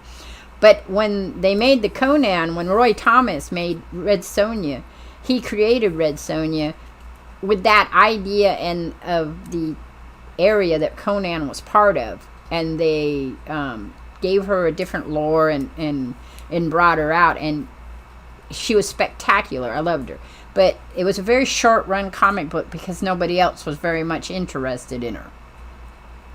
She was okay as a side character for Conan, and whenever they bring her in with Conan, everybody read her, but they weren't really interested in Red Sonja. She wasn't very popular in the 70s. And for lots of reasons. One, because I'm sure the steel bikini was kind of a turn off for a lot of women that would be interested in writing, or men would probably find it interesting. But then men find her interesting, but they didn't find her interesting enough to want to watch a female Conan. Because that's kind of what it was a female Conan in a steel bikini with this goddess that kind of let her off into the world. So it ended at, I want to say 1320. It wasn't a very long run. And then in the 80s, they brought her back. But they changed her look. They made her look more like how Robert E. Howard had made her look. She had a more pirate-looking outfit. She didn't have a steel bikini anymore, which is kind of sad, because steel bikini was kind of cool. It was when you understood why there was a steel bikini, it was really cool, but not everybody ever read the origins of it. And the idea was that she wore it as kind of a ha-ha. Like, I have to wear something, but literally no one's going to hurt me, so I don't have to have any armor. Because her goddess promised her that the only person that would hurt her would be her true love. That was the punishment for being able to revenge her. Because she went to the goddess and asked for the power to avenge her family. Because the barbarians came through and they destroyed the bandits, barbarians. Came through and they killed every single person that was her family, her tribe and her family. So she asked to be able to avenge it. And she was a virgin. So the goddess said, sure, but here's the side of this. You'll never be able to fall in love because the only person that's going to be able to beat you is going to be your true love. And so they explored that in the books. So they wrote some books in the 80s. 4 books were written about Red Sonja, and they talk about her beginning as it was in the comic books and then all the way through. But the lore there doesn't match anywhere else because they wrote it and then... Yeah, and then they came out with the 80s comic book, and that ran a little longer, I think. I don't have the complete sets of those. And then now they have a new one. So they're into the 4th version of Red Sonja. And then the movie was supposed to come out. It has yet to come out. There was one movie, but they have a new movie that was supposed to come out. Because the other movie, again, was more like a female Conan. It wasn't really a Red Sonja movie. It was like they were trying to make a connection to the Conan movies. I can't remember who played that character. It was like a female wrestler, but I can't remember her name. But, yeah. So, I mean...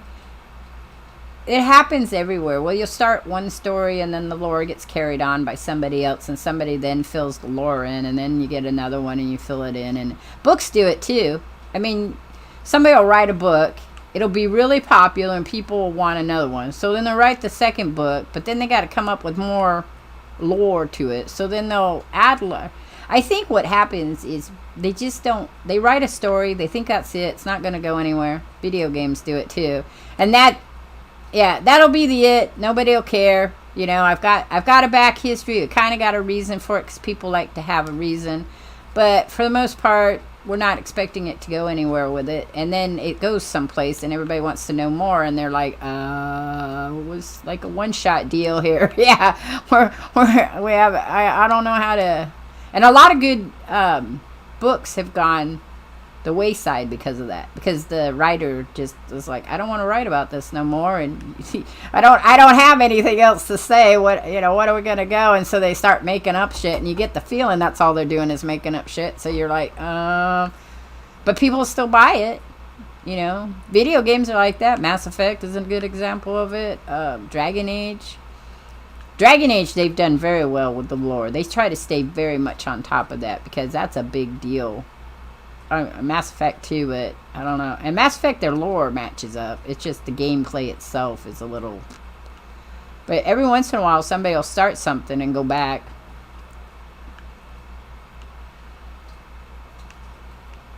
Yeah.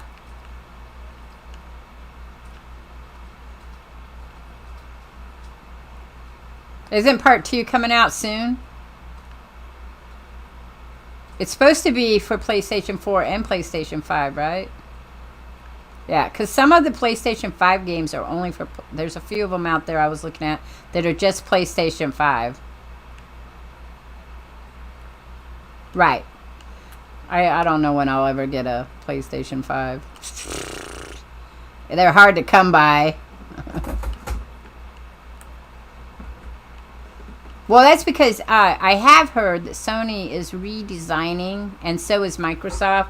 They're both trying to redesign it because of the fact that they can't get the parts. And I think they're trying to figure out a way to do it in-house rather than have to buy the chips outwise. I know Microsoft is, and Microsoft would have the ability to do that. But I think Sony is too, that they decided that waiting around for... Because they're losing profit from people that want to buy stuff. Because there's a shortage and everything. So, yeah, it's...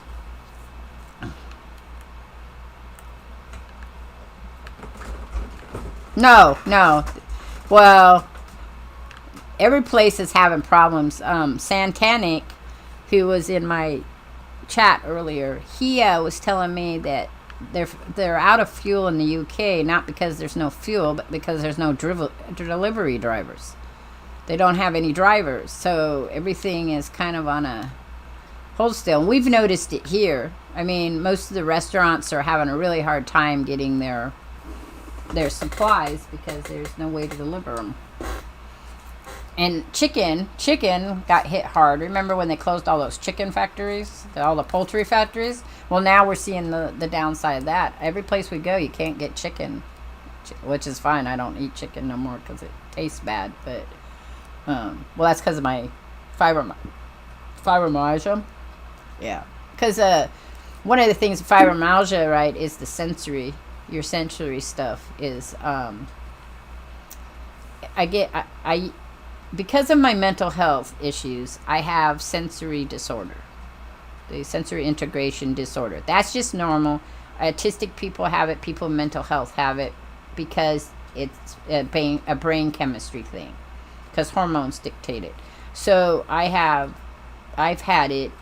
All my kids have had it, and my grandson has it. My grandfather had it. The way your clothes feel, the way things taste, the way things smell, the way things feel. The thing is that people don't understand is human beings, when they're born, every one of us experiences the world differently. We still do, even as adults. What we have is we have language that's a common ground so you can explain how you feel. So when you say to somebody you feel sad, that's actually a really mild term, but it's the only term that we have for it. We have other words that are like sad, like you can say you're melancholy or you're depressed, and that tells somebody the extension of your sadness, like how deep or how dark. But a lot of times it still doesn't give the same sense. And even though you can kind of sympathize or empathize with somebody who's feeling a certain way, you're never going to feel like they do.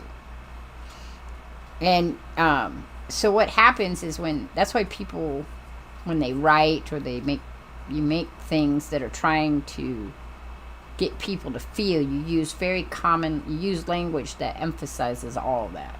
Like sound words, feeling words, touch words, things that everybody can agree on.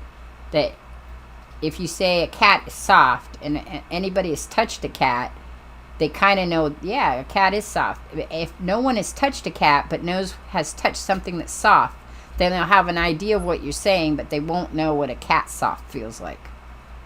They'll only have a sense of that, oh, a cat's soft, which can be problematic because, like, I remember a little kid I worked with, I'd say, this is something, and then he would think that something was exactly like that other something. So if I was using the cat thing again, if I said cats were soft, he didn't have a cat, but he had a pillow. He would think cats were soft like a pillow, like squishy, soft like a pillow. So you had to be very careful when you were describing things for him. You had to find things he could actually touch and smell and taste that had a more similar to what you were trying to tell him, because his brain couldn't.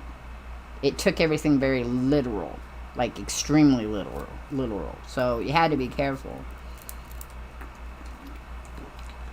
And he was very curious about the world. So, like, yeah, one time we had marshmallows and he didn't want to try it.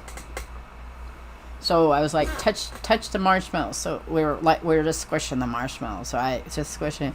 He's like, I don't remember what he said. Oh, it's like a ball. So he's squishing it and squishing it. So he picked it up and started throwing it on the ground, right? Well, it doesn't bounce like a ball. So he's like, he's waiting for it. You could see him waiting to catch the marshmallow come back up. And I'm like, no, it feels like a ball. It's soft and squishy like a ball, but it doesn't have the same repelling of, it's not made of rubber, it's made of this. So then we get into this whole thing trying to figure out what the difference between rubber and marshmallows were, and, how were marshmallows made, and what was the purpose of the marshmallow, and, but his language skills was all sign language. You could talk to him, but he only signed back. So sign language there's limitations depending on which sign language you use. So pictures have it too, because our language is very complex. People don't, I know people think they understand how complex our language is, but our language is very complex in the fact that if I say tree to you, you have an image of a tree that comes to your mind. Most people, it's the same image because we're taught that a word tree represents this tree. But culturally speaking, if you were raised around palm trees and someone says trees, even if you were in a school that showed you a pine tree, your first inclination of tree possibly would be a palm tree.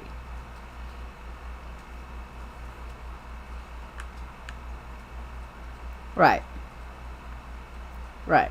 And when I think of trees, when somebody says trees, I see those little trees that are cartoon trees, you know, that come up and make the big cloud-like on the thing. I don't actually look at, in my head, I don't see a real tree. I just see a picture of what was the popular tree that when you learned about trees.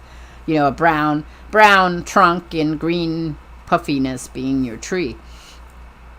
And when you show kids pictures, that's what they see. When you use pictures as a way of explaining what something looks like, that's what they see. Because a tree is a whole encompassing word.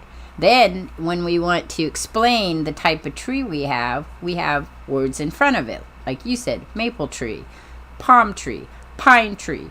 And then there's pictures that are associated with that. So, you know, right. So then that's when sensory things come in play, because if a person has never seen a pine tree and you're trying to explain to them a pine tree, you have to use things that are similar that they're going to be able to understand. I know, because I just worked with lots of kids that I had to do that with, you know, where they'd be reading something and they'd be all like, Boo Boy does it to me sometimes, you know, he'll say, well, what does that feel like? Well, I don't know. Maybe we should touch it and see, you know, or if I talk about something when I was a kid, you know, like, I remember talking to a kid about snow, and he hadn't seen the snow. He'd seen it in pictures, but he'd never been to the snow. His family had never. He was from Oakland, never seen snow. Hadn't snowed there when he was a kid, at least at any time. It's rare for San Francisco to get snow. You know, so it's always like, but then he had where you could taste the salt in the air, and he was very confused that where we were at, you couldn't taste the salt in the air, and it's like, we're not near the ocean, so you're not going to get that where the fog comes in and it tastes salty.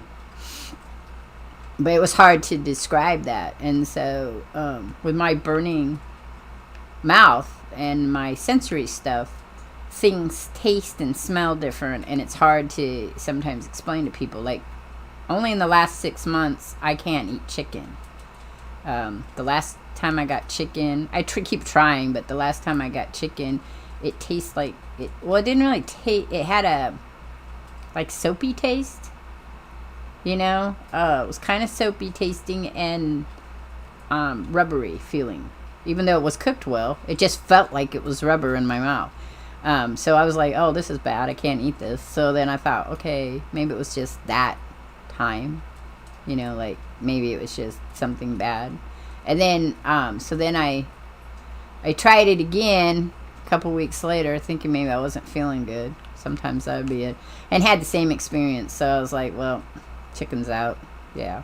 And now when I look at chicken, though, what's odd, and I know it's just my brain, like my fibromyalgia, when I look at it, I feel repulsed. Like, I don't even want to try it. I was just like, I don't even put that thing in my mouth. I don't want to go near it. And I know it's not that bad of a taste. I mean, I've eaten other things that have soapiness. I had salsa the other day that apparently cilantro is just really affecting me. I don't normally have that. Some people can't eat cilantro because it tastes like soap to them. Not everybody. It's a small percentage of the population. I've met a few people that said they have that. I didn't ever have that. I used to eat cilantro all the time. But lately, the last couple of times I've eaten salsa, if it has a lot of cilantro in it, it has a weird taste. But I have salsa like every other day. It's one of my main food sources because I put it in my eggs and stuff. Yeah, so it can be rather daunting at times to eat. It can be rather thing. I was just thinking this morning, I don't like to change my clothes. I do, but I don't like to because, again, every time I put new clothes on, my body has to readjust to the damn things. And so it'll either go from feeling like I have lots of needles in my to, oh yeah, it's horrible. Or wearing sandpaper, that's the other one. So you're constantly itching, like, because it just itches.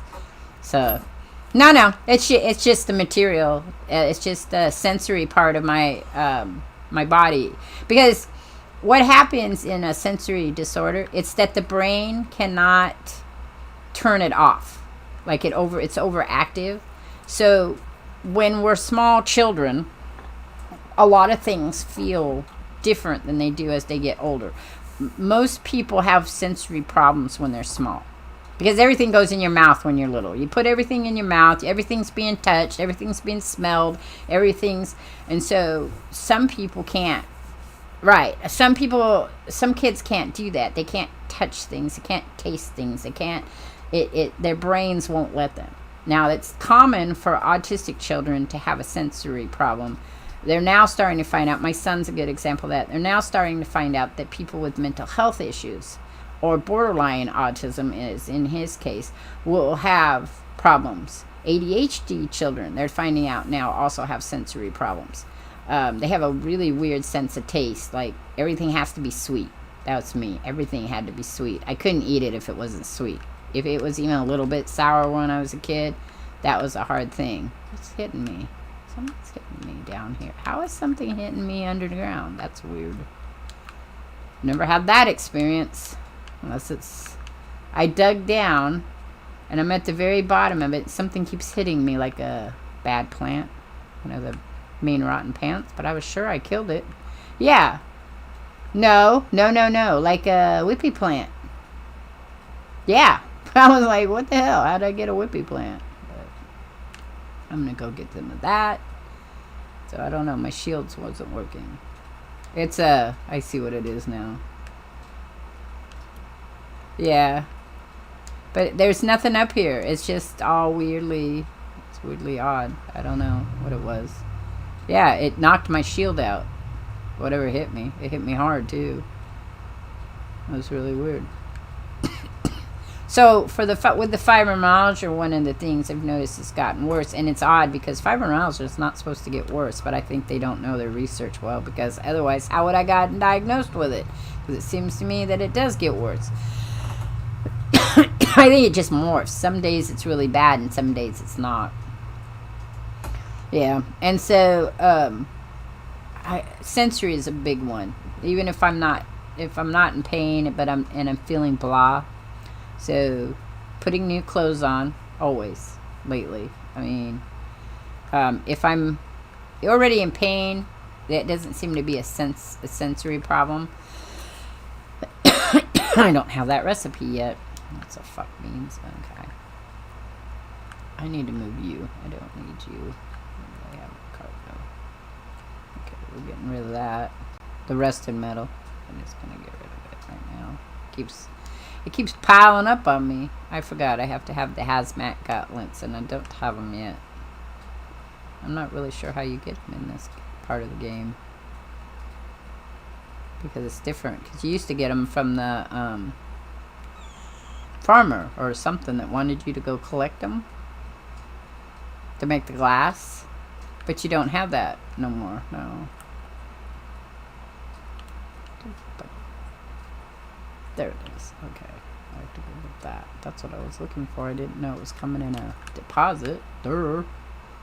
I'm such a dingle dork sometimes. So yeah, things taste weird, some things feel weird sometimes. I have one spot on the back of my neck that gets really itchy and I can't get rid of it. It just itch, like you have hives. Itches so bad. That's another one.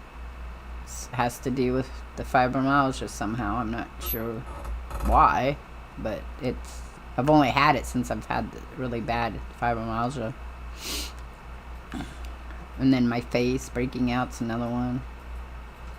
Sometimes things smell horrible. Like they shouldn't, but they do. Oh my god, that's a big hole. Or I'm just on a mess on. Just smells in general. Sometimes they're really pungent. Like, beyond normal pungent. I'll ask them if they smell that, and they're all like, oh. Oh, great. Now I feel like I'm having a stroke. Thank you. But I'm not. It's just... You know, sometimes I have vision problems. I have double vision and then sensitivity to light. gets really bad. And night blindness. My night blindness gets really bad. I hate, that's hard, so. Going this way. Your little dirt bite? How'd you do that? I carefully decided to blow myself up. Yeah.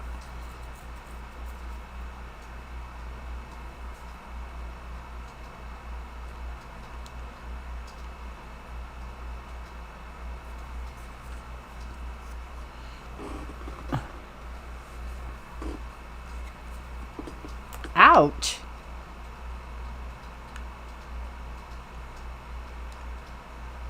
Did you go to the doctors or no?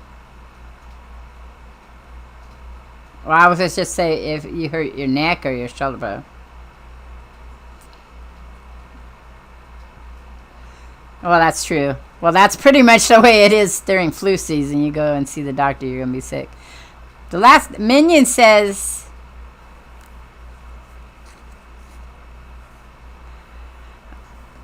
Santanic Minion says, the last time I asked, do you all smell that, was when I cropped dusted the room. Oh. Oh. It's bad there.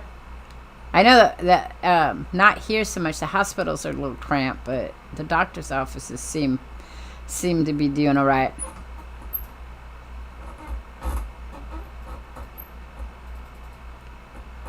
I'm not going to tell you what I think of that. I was laughing at this thing I seen about that. I was like, really? Because there's a couple of doctors, too, that got hit hard with that. And I'm like, okay. I get it. Everybody has... I personally believe everybody has their own opinion, too, whatever. Unless they may, you know. But on the same token, I'm like, why? Why?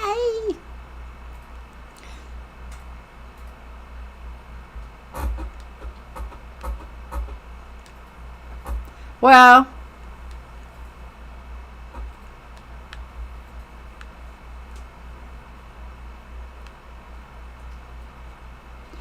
it doesn't make, I don't go that way. See, to me, it just means, I find that it's funny that you have people that are odd about something, because if they're not willing to talk, okay, if they know there's stuff in it, then they should be willing to talk about it, but they're not. So that is why I don't believe that there's something wrong with the vaccine. What I think that what cracks me about it is that you're supposed to do all the research, you're supposed to do all this. So if you think there's a reason why nobody should take it, then you should be the one talking about it, because you're the nurse and the doctor. But they're not saying anything. They're not saying anything different.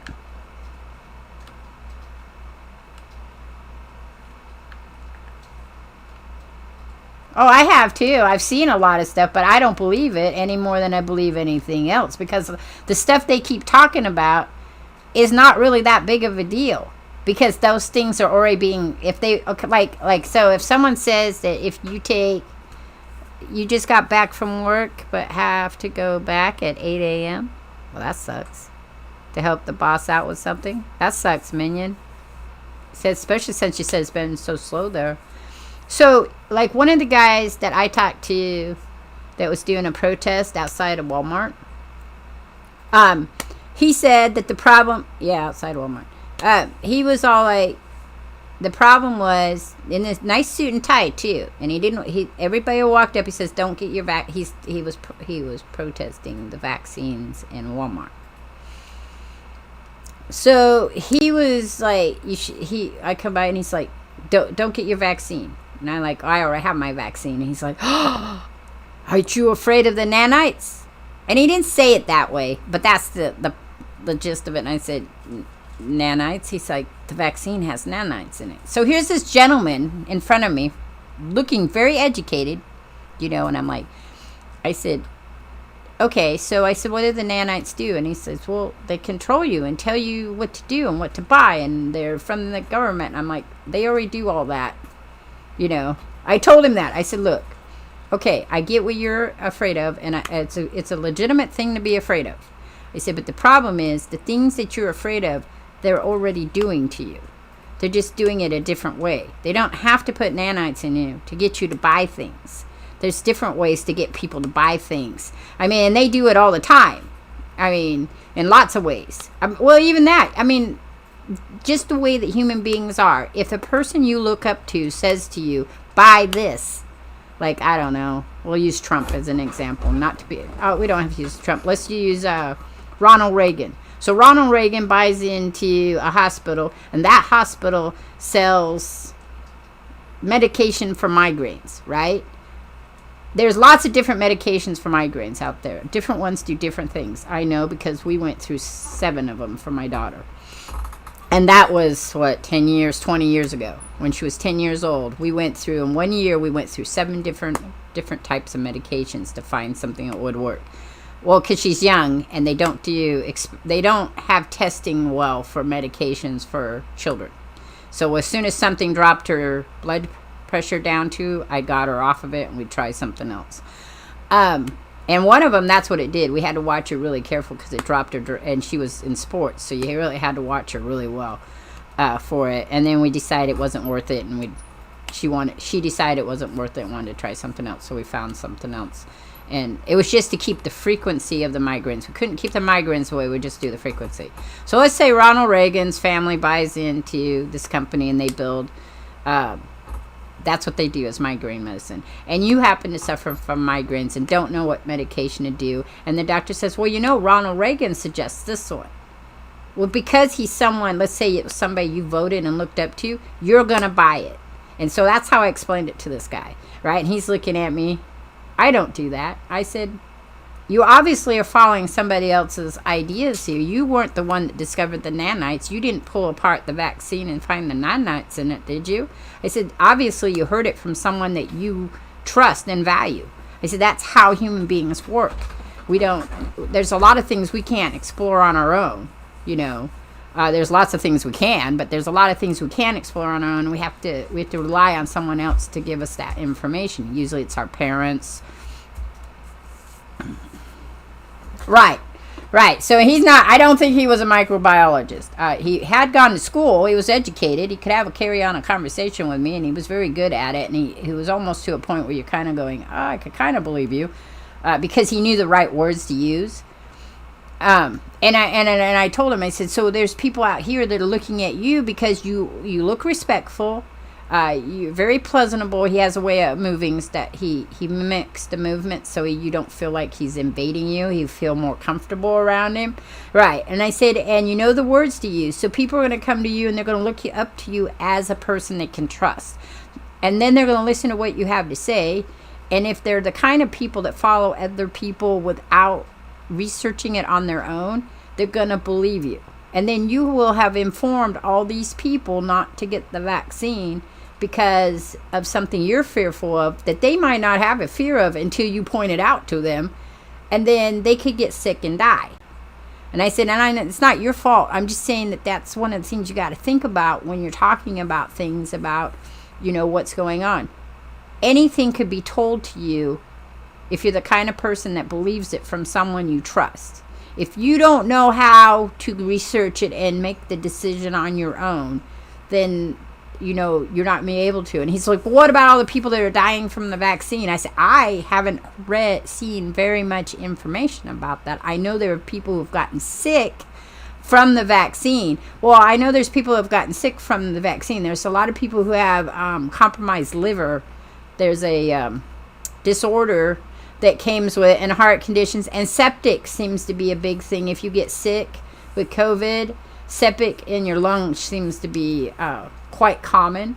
I said, but there are a lot of other vaccines that do that as well, and those people probably may have gotten sick from them. I have met kids who have gotten very sick from the measles. But I said the thing is that there is no actual research that we see. Now, that's not to say that research couldn't be suppressed. I mean, that's the case about all things.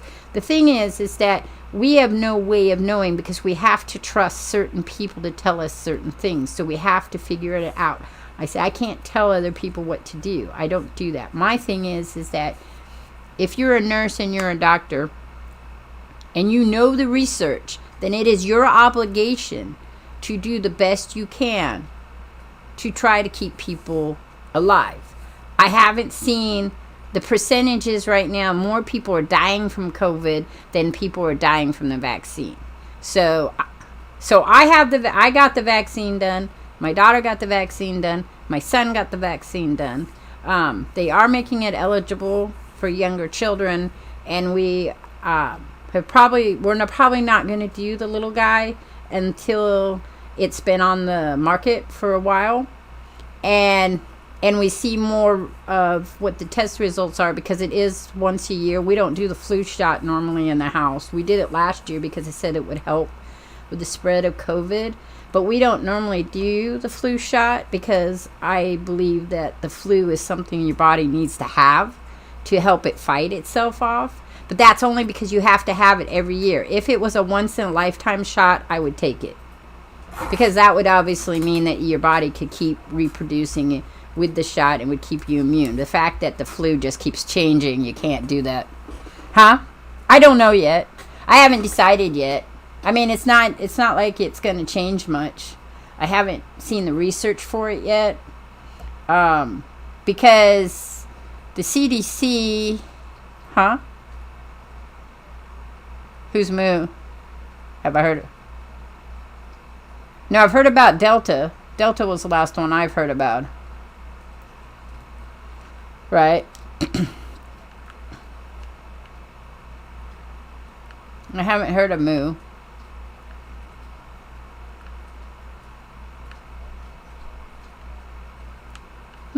That's interesting.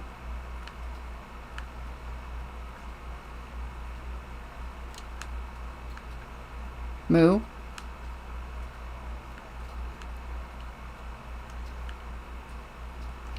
Well, right. So what we've heard about the Delta here in Oregon was, I don't know about other places, but what we've heard from our people that we have to listen to here about the Delta variety is that if you've had the vaccine and you're not of the compromise, like you don't have the lung problems or whatever, for the most part, you could be sick with Delta and never know it, and then pass it on anyway to somebody. So we're all doing our masks and, you know, making sure we stay far away from people.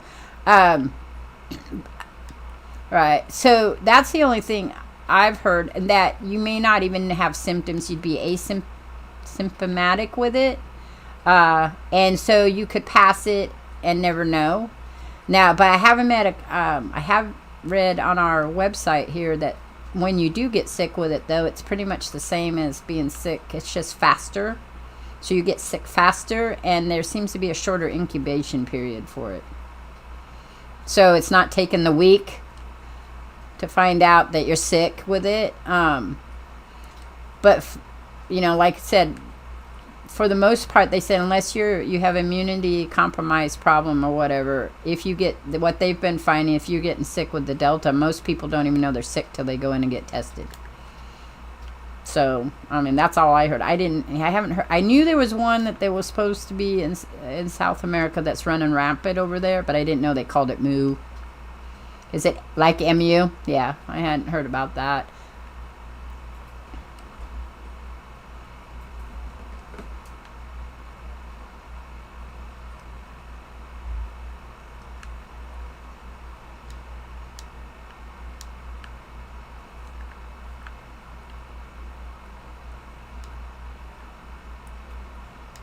Another booster or a brand new one. I knew that they were supposed to be. They said they were going to release the boosters for people, and then they were working on a brand new COVID that's supposed to hit all of them. But the problem is they're always going to be behind.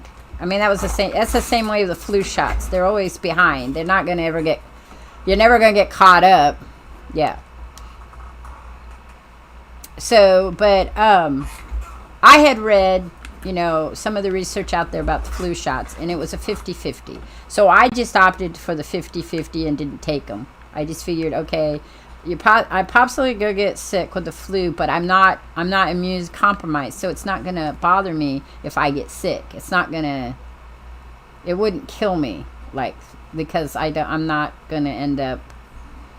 I have had the flu so bad I was in the hospital. I mean, like, when I was pregnant with my son, I ended up in the hospital for it. So, why don't want to give me one? Thank you.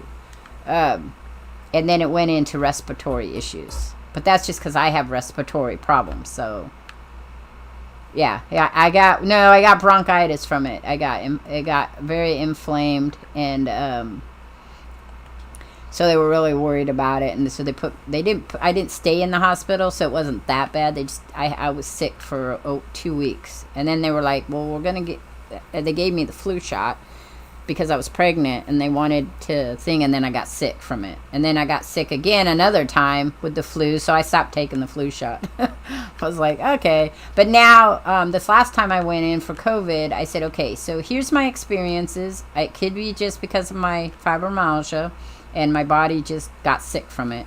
But I always got sick every time I got the flu shot, and I got bad sick. And he's like, well, that's because they had the live viruses. These are all synthetic. Do you want to try it? And I said, sure, let's go ahead. I didn't get sick at all this time, so I was glad. I was like, okay, I don't like being sick. I'm in pain all the time. I don't want to be sick too. That sucks. To be sick and in pain, because it causes stress on my body, and then I'll just be sick afterwards anyhow. So, but my aunt had got COVID, and she was vaccinated. So I don't know if she got Delta or just got COVID, but she's got fibromyalgia too. She didn't know she was sick, which that's what I told everybody. If I get sick with it, I won't know I'm sick.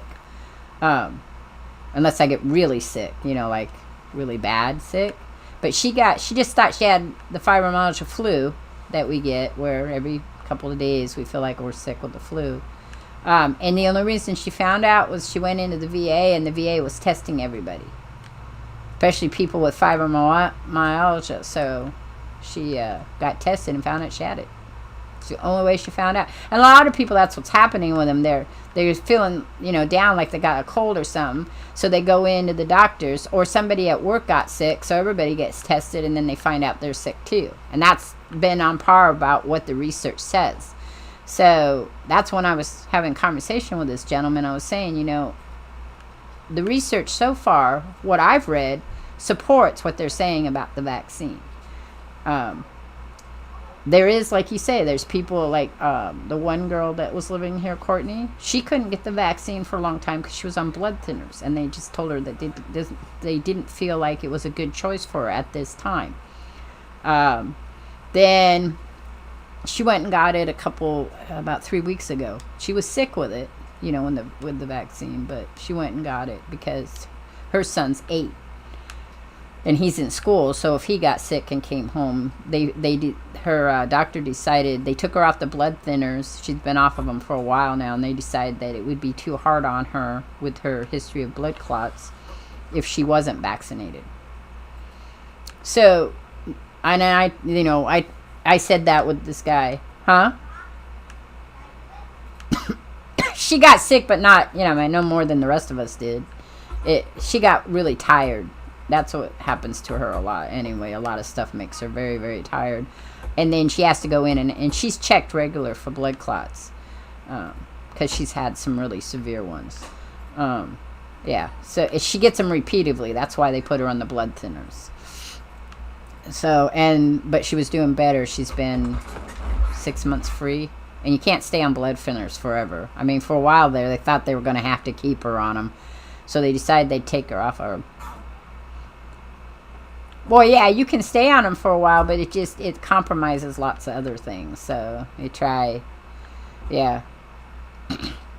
So they try not to keep. She's pretty young though. She's like 26, 27. So her body be a little easier on it. But yeah, so that's what I told that. I told him. I just said, so right now the research supports it more, and things that you're afraid of are not things that you need to be afraid of. In it. I mean, it's if the government's controlling you, the government, I'm sorry to say, it's probably been controlling you for a while.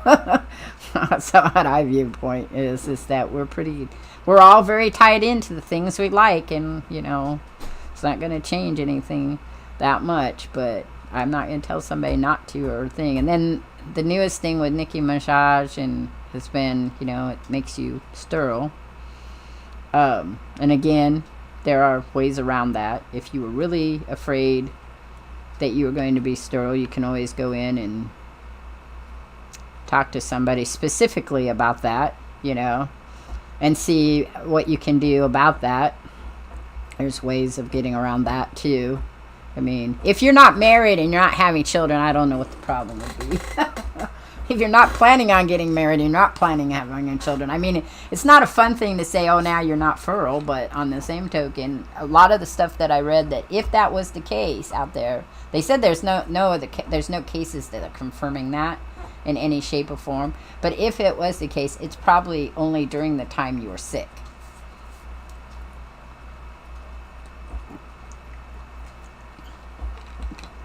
Well, no, and that's the issue, is that there isn't, but myself, I just wouldn't want to be. If I can take something that'll help me and something that's going to... And right now, the worst part about it is that the hospitals are plugged up. So you don't want to be sick at this point in time. That's what I told him. I said, you don't want to be sick at this point in time. But I don't think he believed that it actually exists either. That's what a lot of them don't believe. That's why they fight you on the whole vaccine, because they don't believe that there's really an illness.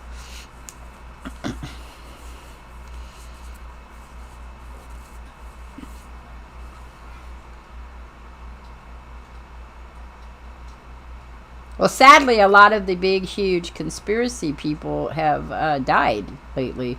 So that's kind of hard on them, I think. Especially if COVID, they all got COVID and got caught it. The last lady, a couple of people were trying to get her that worming medicine from the horses. They're trying to get people to take that.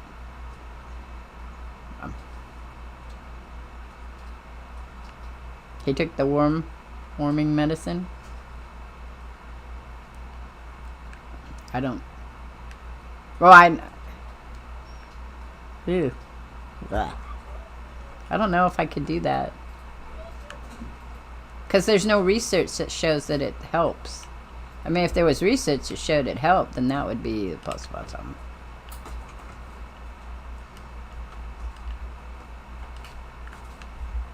I don't know. I think he's a...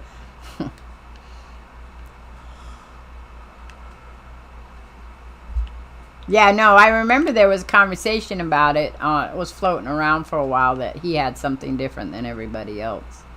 But I don't know if I believe that either. I mean, it's just me. I don't believe a lot of stuff that people say or don't say. I have to go and look it up. And like I said, everything I talked about with this guy and everything I say now is based on stuff I went and read and things that I've been, talking. But it's... things like that, or unless it's you can get it one time type of vaccine, I'm probably not pushing. Just say you have to make your own choice of it. But if you get sick, you can't get mad that you got sick if there was a way to keep you from being sick. That's all I say, is that if the vaccine works the best that it can, because as we know, it doesn't work for everything, but if it works the best that it can, then you are the only person that has the choice in it, and you'll have to decide if that it's what you want to do. If it's not what you want to do, then that's up to you as well. But if you're being told you're doing it,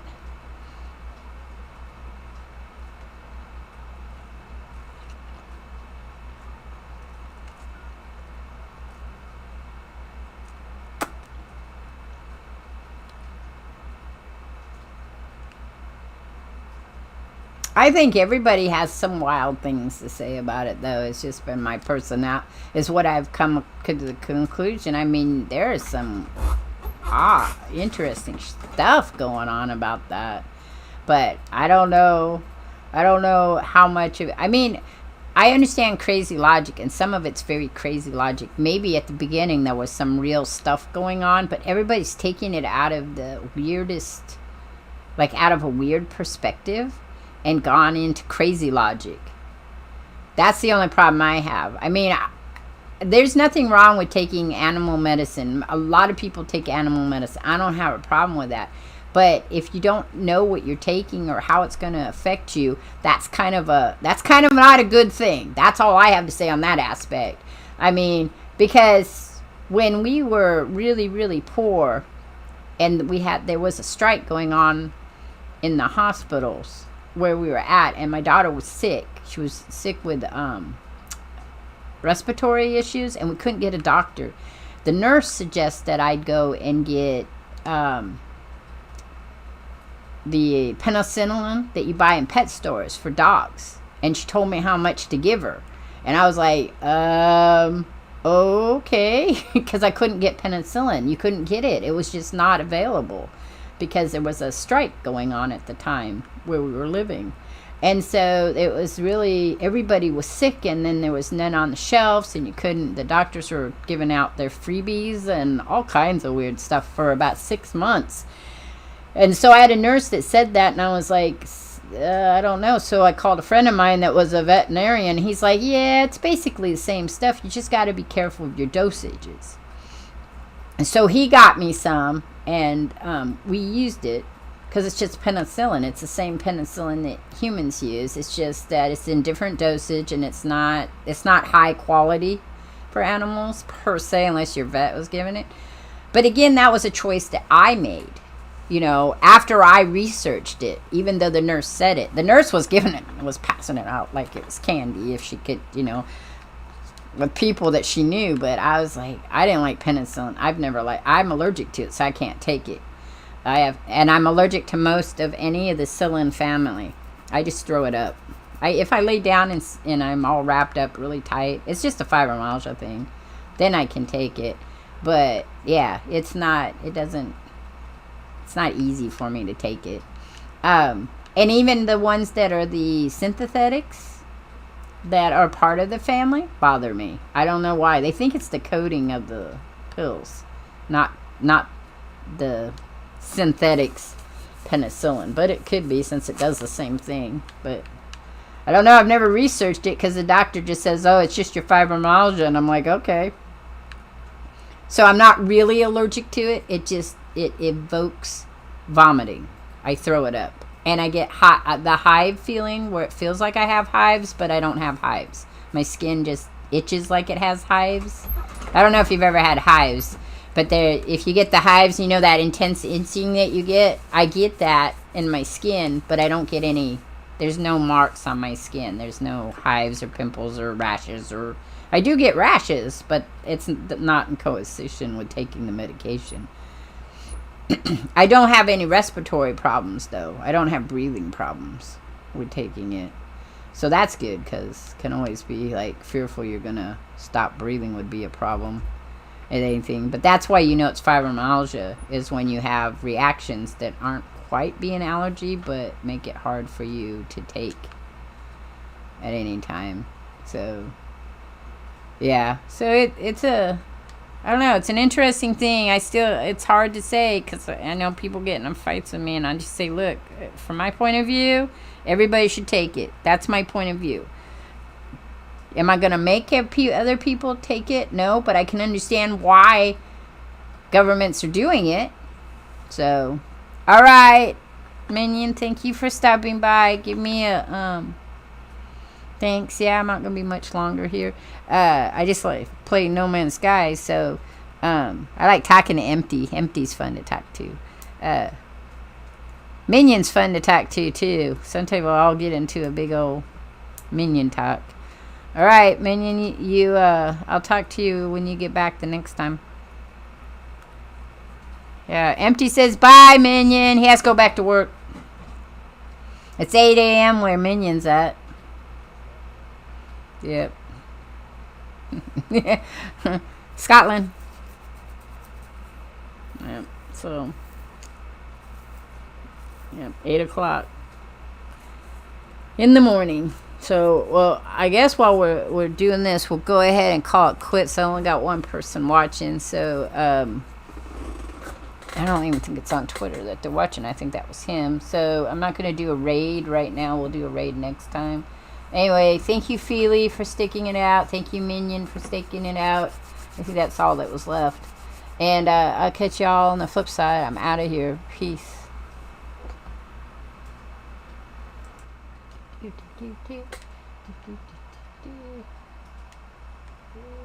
I'm sure that YouTube, you have to be careful what you talk about with